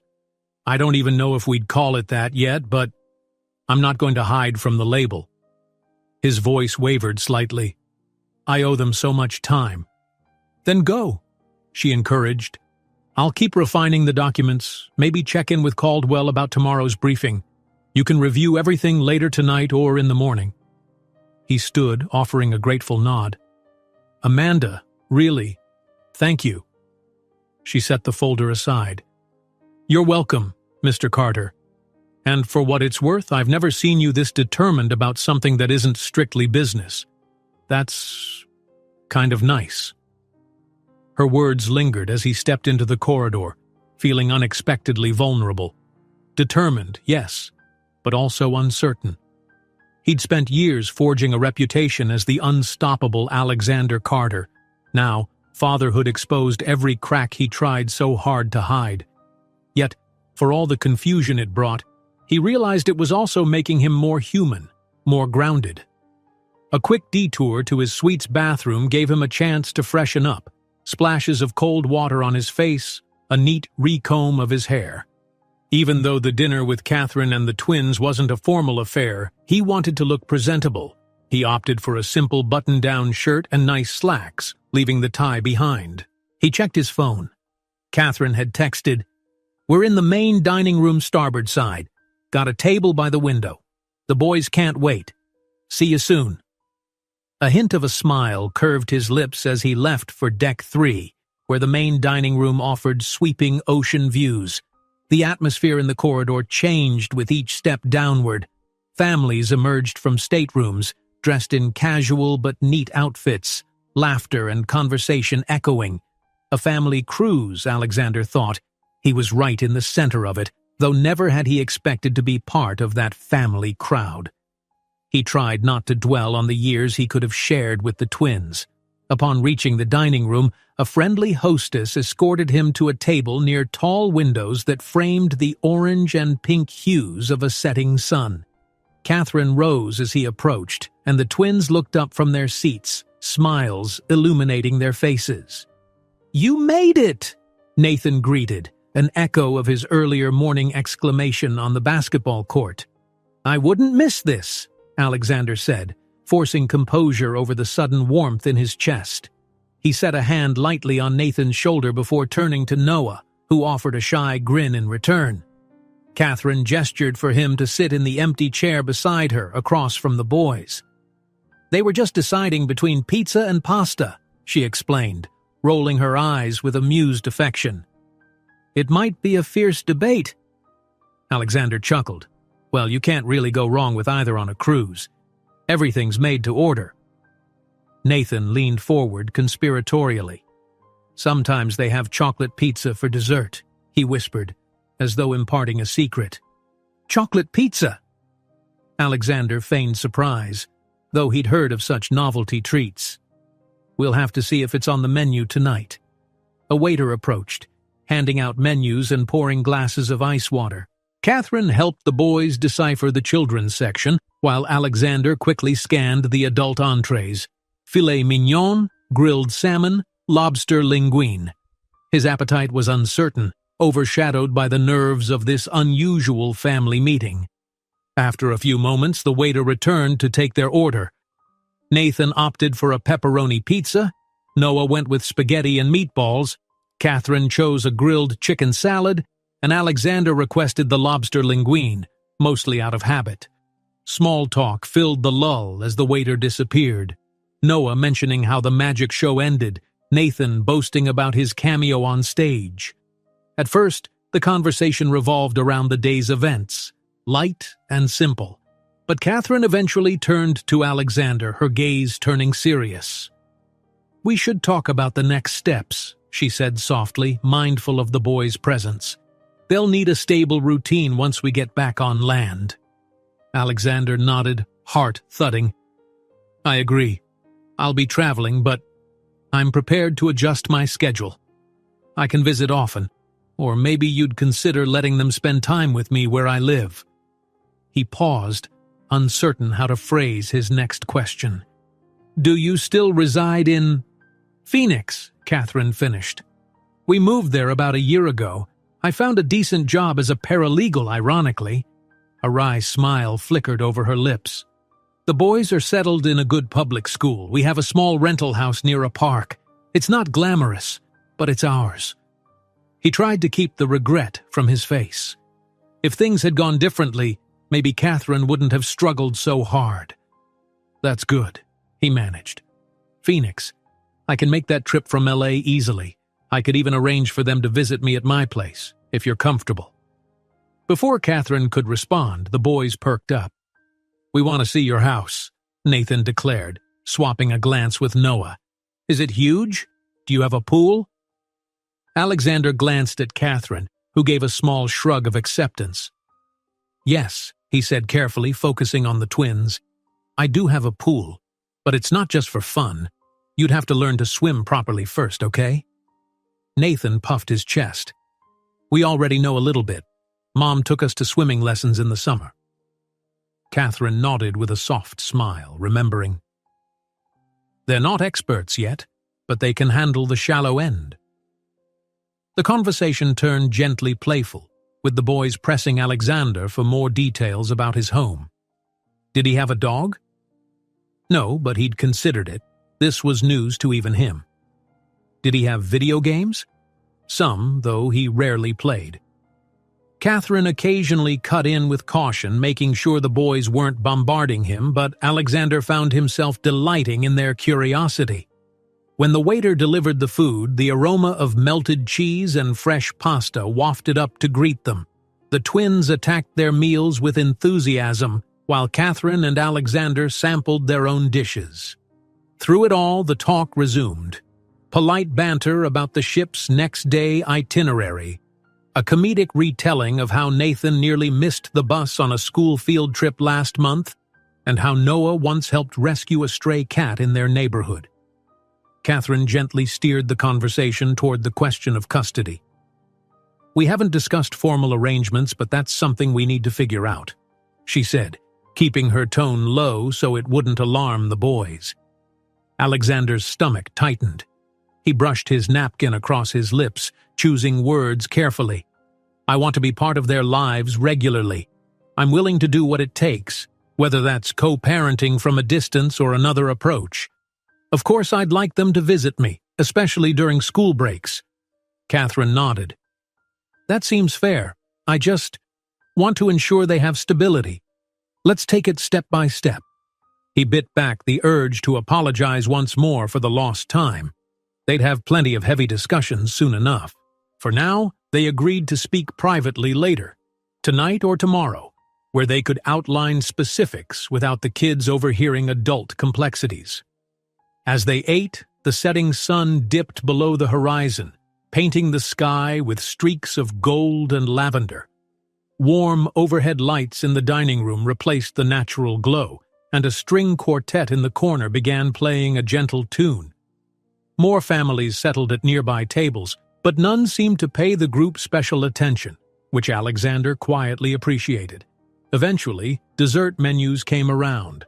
The boys clung to the hope of chocolate pizza, but the waiter apologized that it wasn't available tonight. Instead, they settled for a shared banana split loaded with fudge sauce. Catherine politely declined dessert, sipping her coffee. Alexander ordered a small crème brûlée, though he barely tasted it, too caught up in the bright chatter across the table.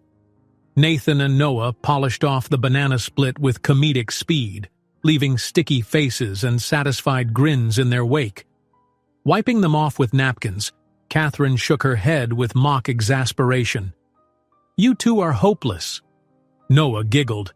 "Mommy, you had coffee, that's all." Alexander smirked. "She's keeping room for tomorrow's chocolate pizza, apparently." Catherine rolled her eyes but laughed along. "Something like that. Or I'm just trying not to overindulge every night." After the plates were cleared, the group lingered briefly, as though none of them wanted to break the evening's comforting rhythm. But eventually, Catherine suggested the boys needed to wind down. It had been another busy day, and tomorrow promised new adventures. They left the dining room together, stepping into a hallway where subdued lighting gave the corridor a peaceful glow. Passengers in elegant attire passed by, heading toward evening shows or the casino. Alexander walked beside Catherine, with Noah and Nathan bounding a few steps ahead, pointing at a corridor sign that advertised a captain's gala scheduled for the next night. When they reached the elevator bank, Catherine pressed the button for their deck, and Alexander fumbled for the right parting words. "Thank you," he said quietly, focusing on her, "for letting me join you. It means more than you know." She gave him a gentle nod. "It was good.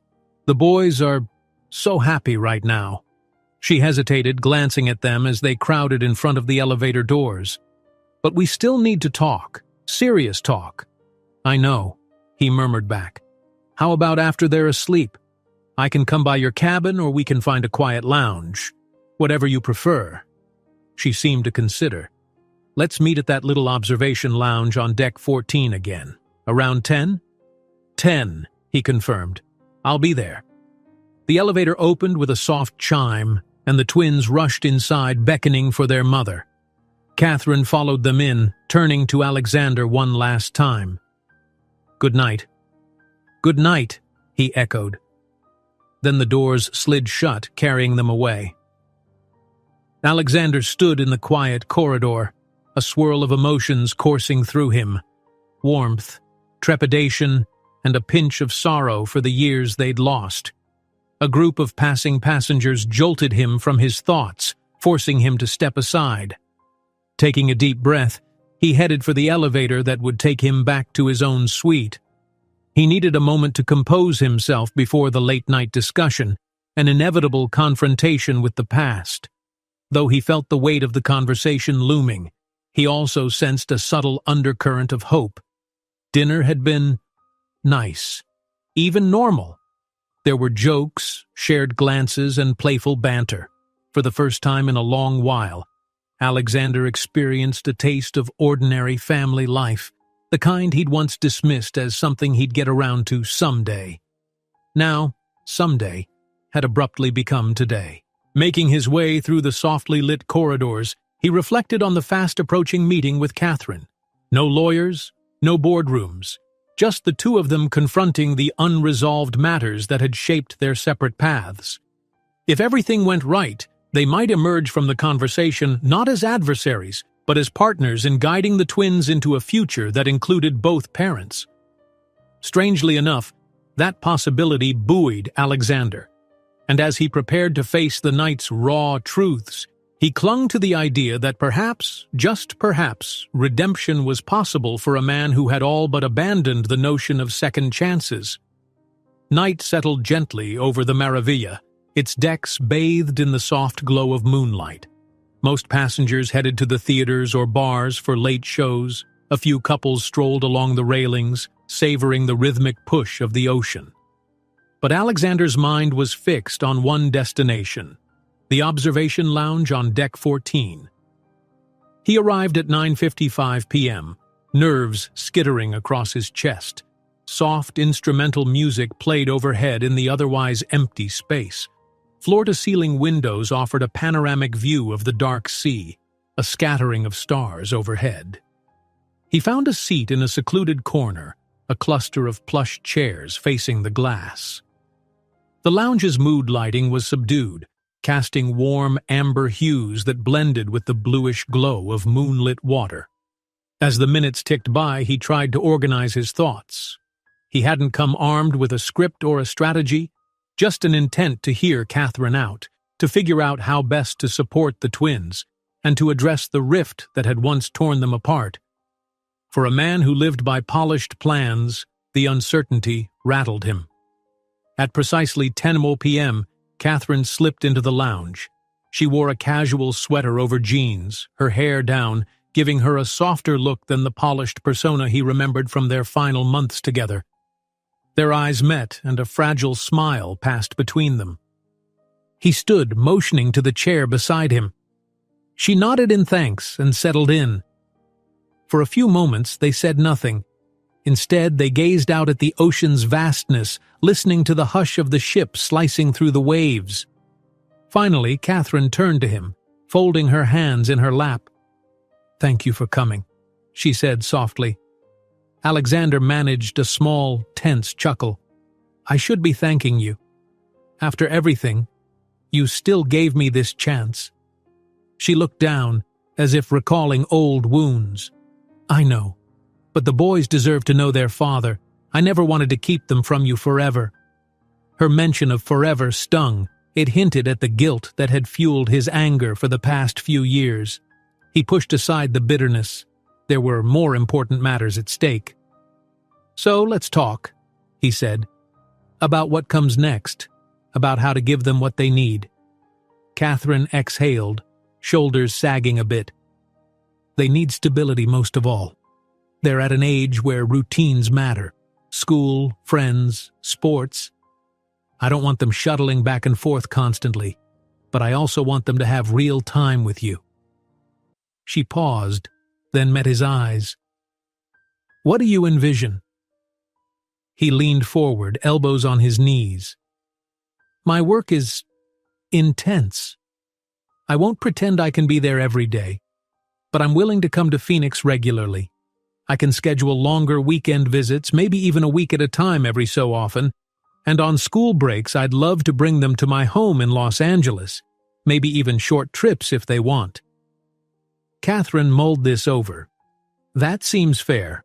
I also think we should aim for some sort of official arrangement. I don't want lawyers and a custody battle, but if we're going to co-parent, we need clarity. For the boys' sake." He nodded slowly.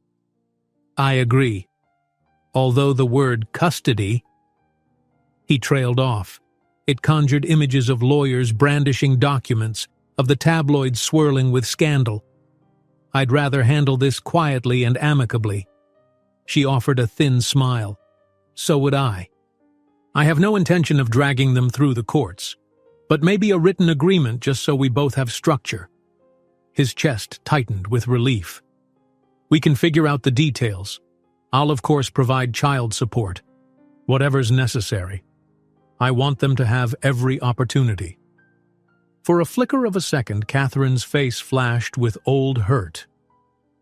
"That was something your lawyers blocked me from even discussing back then. They insisted I sign away everything for the divorce settlement." Alexander grimaced.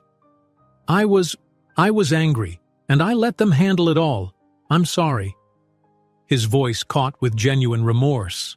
"If I could do it over—" Catherine looked away, blinking. "Let's not dwell on that too much. We can't change the past.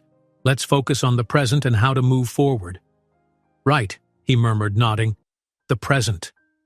The hush that followed was charged with the weight of what they'd both lost. Outside, the moon slipped behind a patch of clouds, dimming the reflection on the water. Alexander swallowed hard, summoning courage for the next question. "Why, Catherine? Why didn't you tell me about the pregnancy before it all fell apart? You must have suspected how I'd react." She pressed her lips together, her voice trembling slightly. "I tried, Alex. But your attorney, your entire team, they shut me out. They threatened to label me a liar. They said it was a ploy for money. I was terrified." She shifted in her seat, as though recalling the memories stung physically. "And you were so distant then, so consumed by protecting your image and your company. I felt invisible. I thought, you wouldn't believe me anyway." He bowed his head, guilt pulsing like a headache behind his eyes. I should have been there, he whispered. I was so fixated on damage control, on what the media would say about our divorce. I forgot what really mattered. Her posture softened. I didn't do everything right either. Running off, maybe if I'd stayed and fought, demanded you listen, but I was pregnant, alone, and terrified. My only thought was to protect those babies. A wave of compassion swept through him, dissolving the anger he'd harbored for years. I understand why you left, he said quietly. I just wish it hadn't cost us so many years. She nodded, tears threatening to glisten in her eyes. Me too. For a long moment, they let the raw truth settle. The ocean beyond the windows felt like a silent witness, timeless and constant. When Catherine finally spoke again, her tone was gentler. What about your life now? You've built such an empire. Are you truly able to slow down enough to be a dad? Because that's what they need. You, actually present. Alexander inhaled, recalling the expansions, the deals, the endless meetings.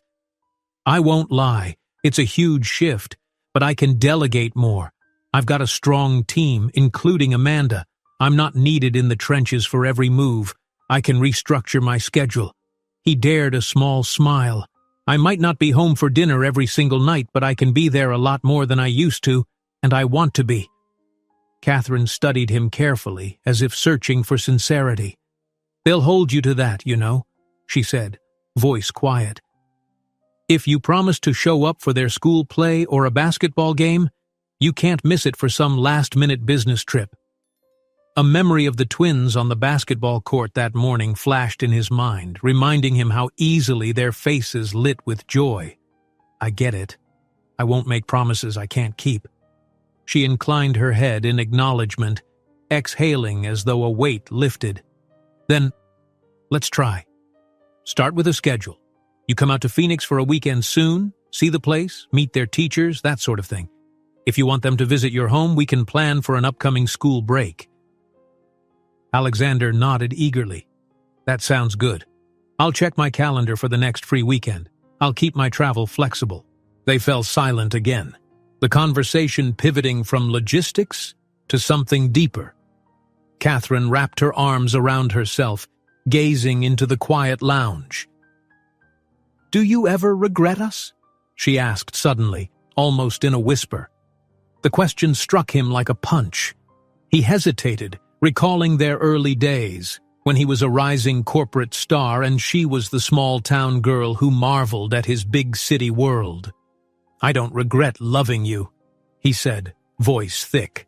I regret how I let everything else, the business, the lawyers, the tabloids, tear us apart. Tears shimmered in Catherine's eyes, but she fought them back. It wasn't all your fault. I let my insecurities and fear rule my decisions. I never felt like I belonged in your world, and I let that feeling drive me away. He reached for her hand, hesitating before gently placing his over hers.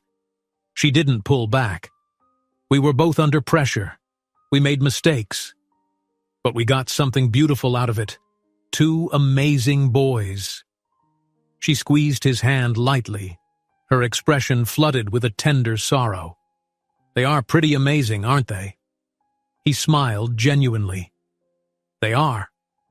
A thought crossed his mind. Do you think we could, I don't know, not get back together necessarily, but be friends? Something more than just co-parents who hand off the kids on weekends? Catherine blinked, her brow creasing in contemplation. I'd like that, but trust takes time to rebuild. Right now, let's just focus on building a healthy environment for the twins. If we can be a united front for them, and if something else grows from that, then maybe. No promises, though. Her gentle caution rang true. So much had fractured between them, and forging a new bond would require patience. Agreed, he said softly. No promises except that I'm here for them and willing to keep things amicable. The lounge remained otherwise deserted, their quiet voices swallowed by the hush of the ocean. They talked for another hour, hashing out small details, potential holiday plans, phone call schedules, Even the idea of Skype or FaceTime so he could read bedtime stories from across state lines. Each practical detail felt like a step toward bridging an emotional gap. By the time the conversation wound down, the clock neared midnight.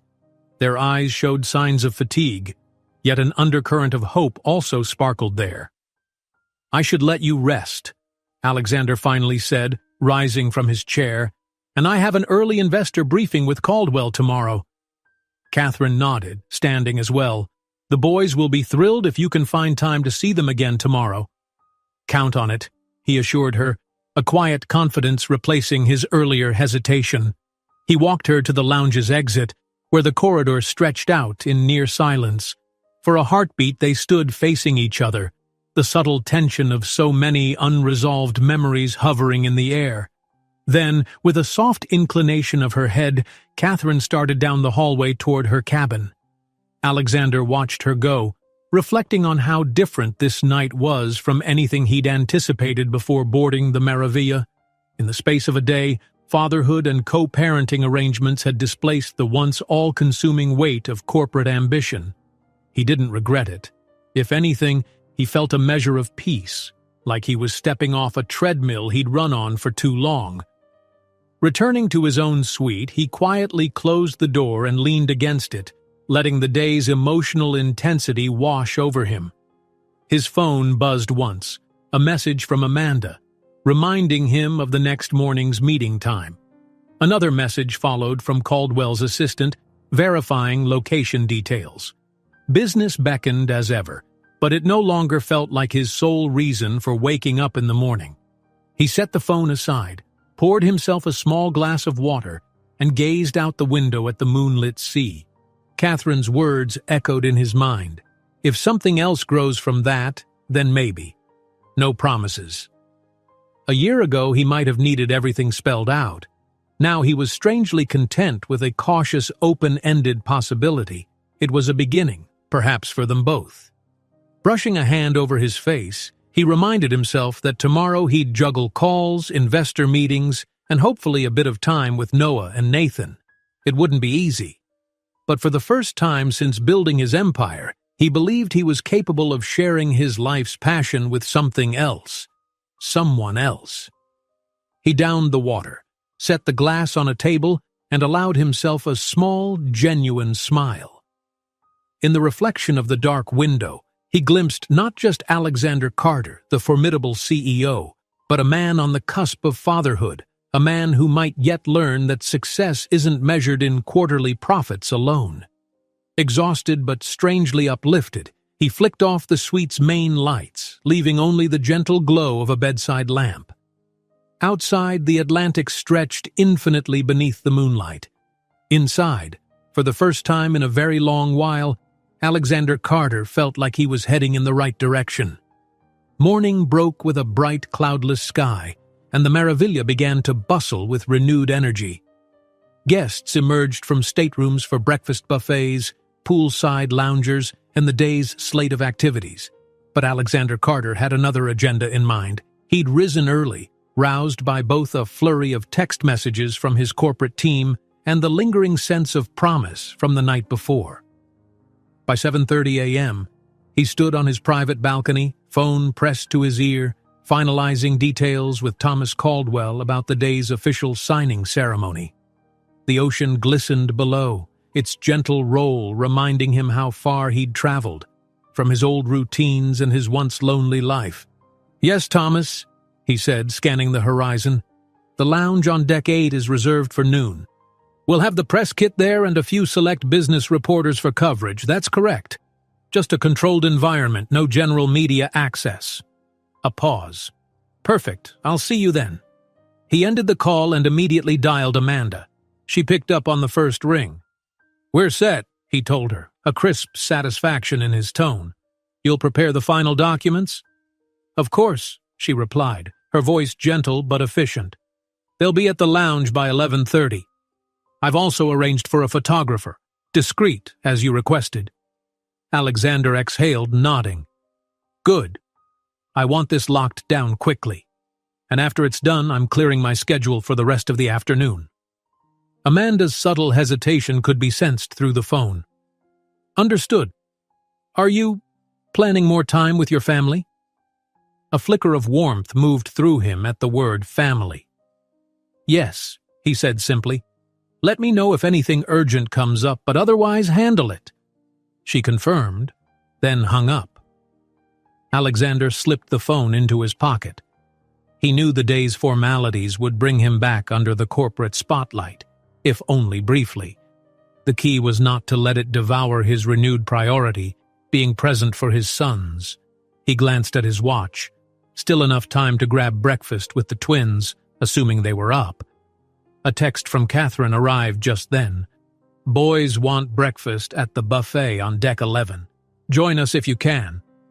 A smile curved across his face as he headed inside to grab his blazer, nothing too formal, but presentable enough for business and family alike. A quick check in the mirror revealed mild circles under his eyes, remnants of last night's emotional conversation. Yet he felt a buoyant energy, as though forging a new path had cleared space in his heart. 15 minutes later, he stepped off the elevator onto deck 11. The buffet area sprawled before him, rows of chafing dishes filled with eggs, bacon, waffles, and fresh fruit. Dozens of families milled around, selecting plates and utensils. He spotted Catherine first, carrying a small tray loaded with juice cartons for the twins. Noah and Nathan trailed behind her, each grabbing pastries with unbridled enthusiasm. Alexander threaded through the crowd until he reached them. "Save some waffles for me," he teased, nudging Nathan's tray lightly. The boys beamed. "Morning, Dad," Nathan chirped, loud enough that a few passers-by glanced their way. Alexander's cheeks warmed, but he didn't mind. The casual use of Dad felt more natural each time. Catherine greeted him with a calm smile. "We've been eyeing the chocolate croissants," she said, pointing to a station. "Might not last long with these two around." Nathan opened his eyes wide in mock offense. "Hey, we only took one each." Noah giggled, showing the flaky pastry he'd snatched. Alexander chuckled, taking a plate and following them along the buffet line. He opted for scrambled eggs, fresh fruit, and a croissant, conscious of the need to remain alert for his midday signing. As they wove through the crowd to find a table, the boys shared glimpses of their early morning. Apparently, they woke up early themselves, excited about the day's potential. They had questions about the ship's water slides, an arcade rumored to be on Deck 9, and whether Alexander might join them for a mini golf game.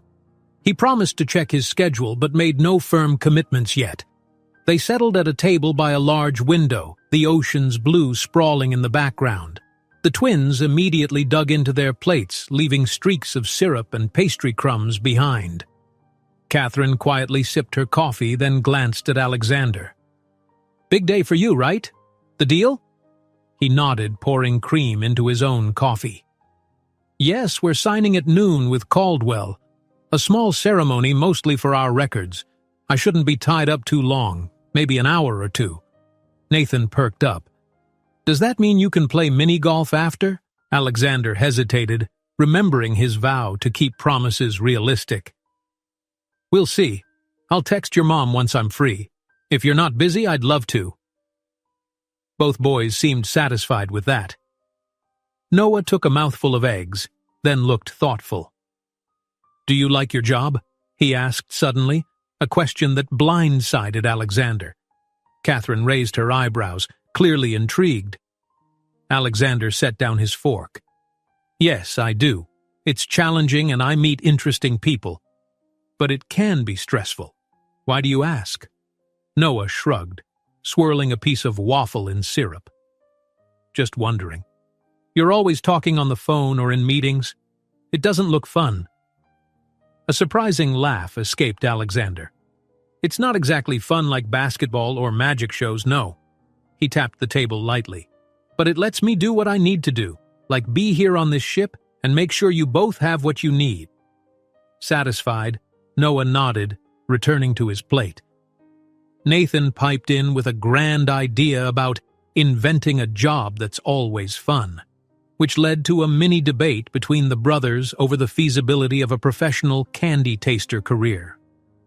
Catherine and Alexander shared an amused glance. These small family conversations, so ordinary and yet so extraordinary to him, filled him with a quiet joy. They lingered at breakfast, savoring the moment. Eventually, though, Alexander's phone vibrated, a reminder from Amanda that Caldwell wanted a quick pre-meeting discussion. He sighed, apologized, and stood. "I have to go," he said, trying not to let regret color his voice. "But I'll see you soon." Nathan and Noah waved him off cheerfully, too busy plotting their day's adventure, possibly a swimming session or a puzzle game in the kids' lounge. Catherine followed him a few steps from the table, hooking her purse over her shoulder. "You'll do great," she said softly. "And we'll be around. Text me whenever you're done." He smiled in gratitude. "Thank you, I will." They parted ways, with Catherine returning to the twins, who chattered animatedly. Alexander navigated the corridors to the conference suite on Deck 8, a smaller lounge portioned off for private events. Amanda awaited him by the door, wearing a crisp business jacket and a patient smile. Inside, staff bustled about, setting up a signing table, a few seats for observers, and a discreet corner for the official photographer. Caldwell arrived soon after, accompanied by 2 associates. He offered Alexander a firm handshake and a grin. "Ready to make headlines, Carter?" Alexander mustered his boardroom persona. "Absolutely." Amanda guided everyone through final checks, ensuring the documents were in order. The brand-new contract bearing both Carter Global's logo and Caldwell's venture capital emblem. Then the photographer took a few preliminary shots of Alexander and Caldwell chatting. The investor's eyes gleamed as he reviewed the language for the last time. When all was set, Caldwell and Alexander seated themselves at the table, signing their respective lines with flourish. A handful of camera clicks followed, capturing the moment. Amanda and the associates clapped politely. Despite the orchestrated nature of it, Alexander felt a familiar surge of satisfaction. Another milestone that expanded Carter Global's influence. But as the applause died, a second emotion rose in him, an eagerness to wrap it up and return to the twins. He shook Caldwell's hand again. "Looking forward to our partnership," he said. "We'll schedule a formal press release once we're back on land." Caldwell appeared pleased. "Likewise, Carter. This is only the beginning." The new partners parted amicably, Caldwell heading off with his team to celebrate. Amanda gathered up the signed copies, then approached Alexander. "Congratulations, sir. You did it." He nodded, slipping his pen into his breast pocket. "Thank you, Amanda. For your help, too." He checked his phone. No new texts from Catherine, but it was barely past noon. "I'm free now, so let's finalize an internal note for my board members. After that, I'm off duty." Amanda offered a knowing smile. "You're going to see them, aren't you?" "Absolutely," he replied. "I have a mini-golf date, if all goes according to plan." They shared a brief, understanding moment. In the past, Alexander would linger after a signing, discuss next steps for hours. Now, his priorities had shifted.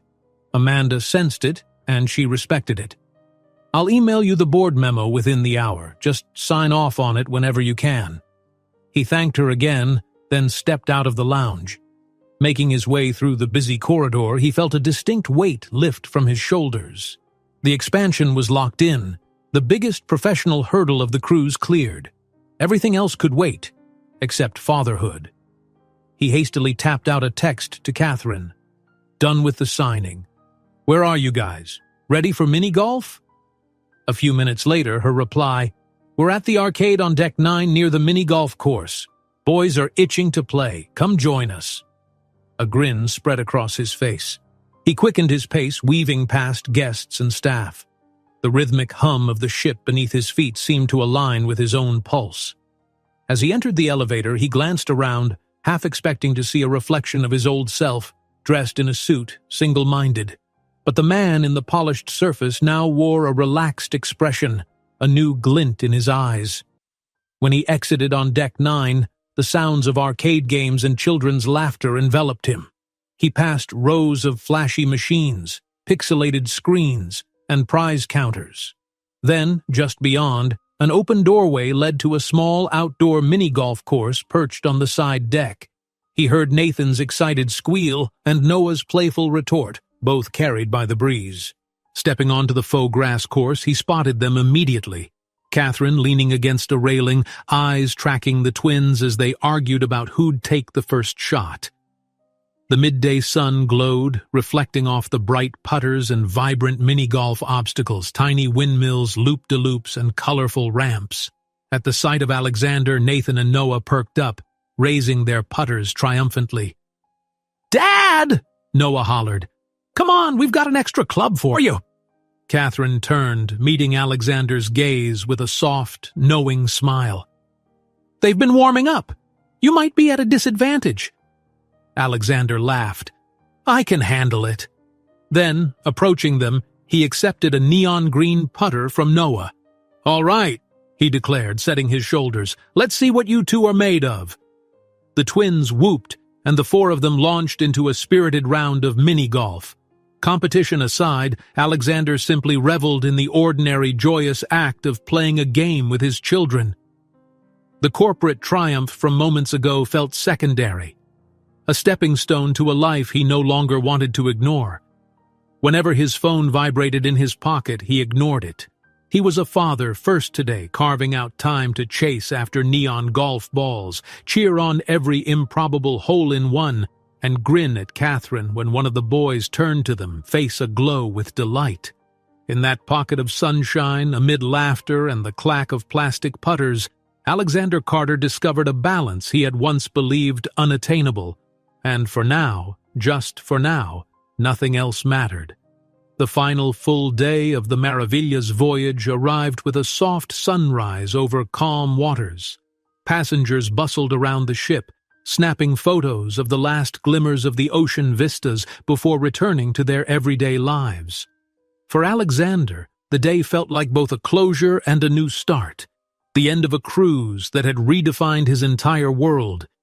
He met Catherine and the twins at breakfast again, this time in a smaller cafe for pastries and hot chocolate.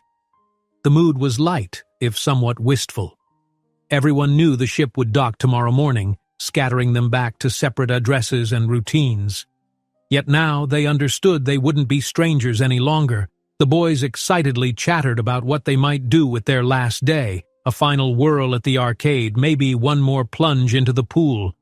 Alexander encouraged them, offering to tag along for as long as his schedule allowed. He had a brief meeting with Amanda, just to confirm the press release around the Carter-Caldwell deal, but otherwise, he was determined to spend the day as a father. Catherine smiled at him over her coffee cup, gratitude and relief shining in her eyes. "It's been wonderful to see them so happy," she said softly, while Noah and Nathan inspected a display of pastries nearby. "They talk about you constantly now. That's something they've never had before, a dad in their everyday conversation." Alexander swallowed the lump in his throat. "I plan to keep it that way." He reached for her free hand, giving it a light squeeze. "Thank you for giving me this chance, Catherine. I know it's still complicated, but we'll make it work." She nodded, squeezing back for a moment before releasing his hand. "We will." Not long after breakfast, he joined Amanda in a quiet corner of the ship's lobby to finalize the statement about his newly minted business partnership. She had the draft open on her tablet, a crisp few paragraphs announcing Carter Global's expansion. Nearby, a few other cruisers relaxed on plush couches, reading novels or scrolling through phones. At one point, Amanda glanced up, noticing the thoughtful look on Alexander's face as he scanned the text. "Something on your mind, sir?" she asked gently. Alexander grinned. "Actually, yes. Make sure the statement mentions my plan to delegate more day-to-day operations. It's time the public, and especially our investors, see that Carter Global has a leadership team, not just me. I'll still guide strategy, but I won't micromanage every step." Amanda blinked in mild surprise, then typed swiftly. "Understood." This is a big shift, you know. He exhaled. It is, but it's necessary. I can't be everywhere at once, and now I have two very good reasons not to be in the office 24/7. A soft smile crossed Amanda's face. She nodded, finalizing the press release. You'll be an excellent father, Alexander. He let that sink in. Thank you, Amanda. I'll do my best. With the statement complete, he wrapped up the business call, then quickly texted Catherine. The twins were off at the pool, so he headed there, weaving through sunbathers and families. He found them splashing in the shallow end, both wearing inflatable armbands, giggling as they tried to dunk each other in a game of pretend shark attack. Catherine sat on a lounge chair wearing a summery cover-up, a wide-brimmed hat shielding her eyes from the sun. Alexander kicked off his shoes, rolling up his pant legs to sit on the pool's edge. Nathan and Noah came racing over, water droplets everywhere beaming up at him. "Come on in, Dad!" Nathan yelled, splashing him playfully.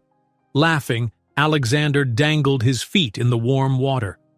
"I'm not dressed for swimming right now, buddy." Noah adopted a mock pleading face. "But it's the last day and we want you to play with us."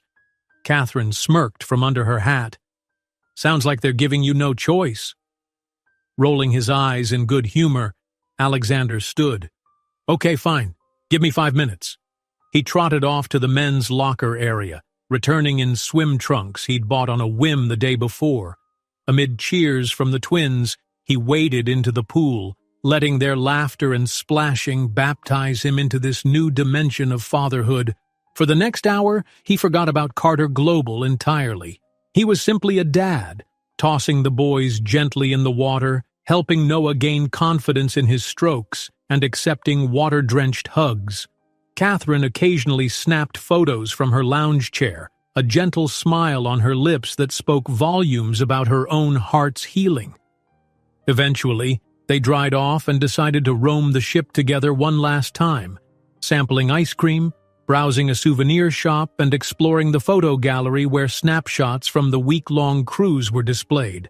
They found a picture of the four of them from that first night when Catherine and the twins had boarded. Alexander studied the image, his look of shock, Catherine's uncertain smile, the boys glancing warily at the camera. He almost didn't recognize himself, a man unaware of how drastically his life would soon change. "Look how scared we looked," Nathan teased, pointing at Alexander's expression. "Speak for yourself," Alexander teased back, ruffling the boy's hair. "I was just surprised." Noah snickered. "Mom said you looked like you saw a ghost." Catherine, stepping beside them, blushed faintly. "I might have said something like that," she admitted. Alexander couldn't help but laugh, the tension replaced by comfortable camaraderie. On impulse, he purchased that photo, along with a more recent one of them smiling in front of the mini golf course. He wanted to frame them side by side, proof of how quickly life could change. The day's final event was a special farewell dinner for the entire ship in the grand dining hall, complete with an extravagant buffet and live music. Catherine and Alexander elected to keep things simpler, though, choosing a smaller dining area. They found a quiet corner booth, savoring a last meal at sea, chicken tenders for the boys, grilled salmon for Catherine, and a burger for Alexander. Their conversation brimmed with soft excitement about what would happen after disembarking. The flight back to Phoenix for Catherine and the twins, the local visits Alexander was already planning, and potential school vacations spent in Los Angeles. In that mellow glow of final night festivities, Alexander reached across the table to clasp Catherine's hand. "Whatever happens after this, I'm grateful," he said, words heartfelt. "Grateful we had this chance to reconnect, even in the most unexpected way."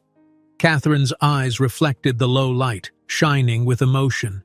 "So am I."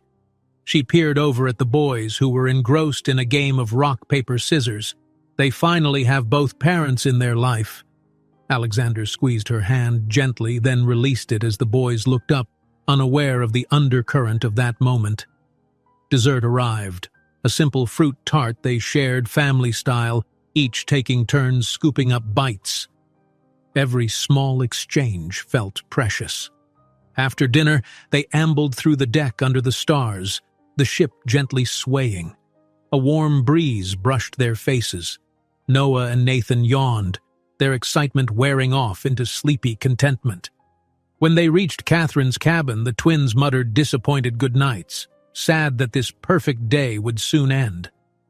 Catherine ushered the boys inside to brush their teeth, then stepped into the corridor with Alexander for a final private exchange. She folded her arms, eyes flicking between him and the door. "We'll disembark around 9 tomorrow. You have your disembarkation group, right?" He nodded. "Yes, I'll meet you near the terminal before we clear customs.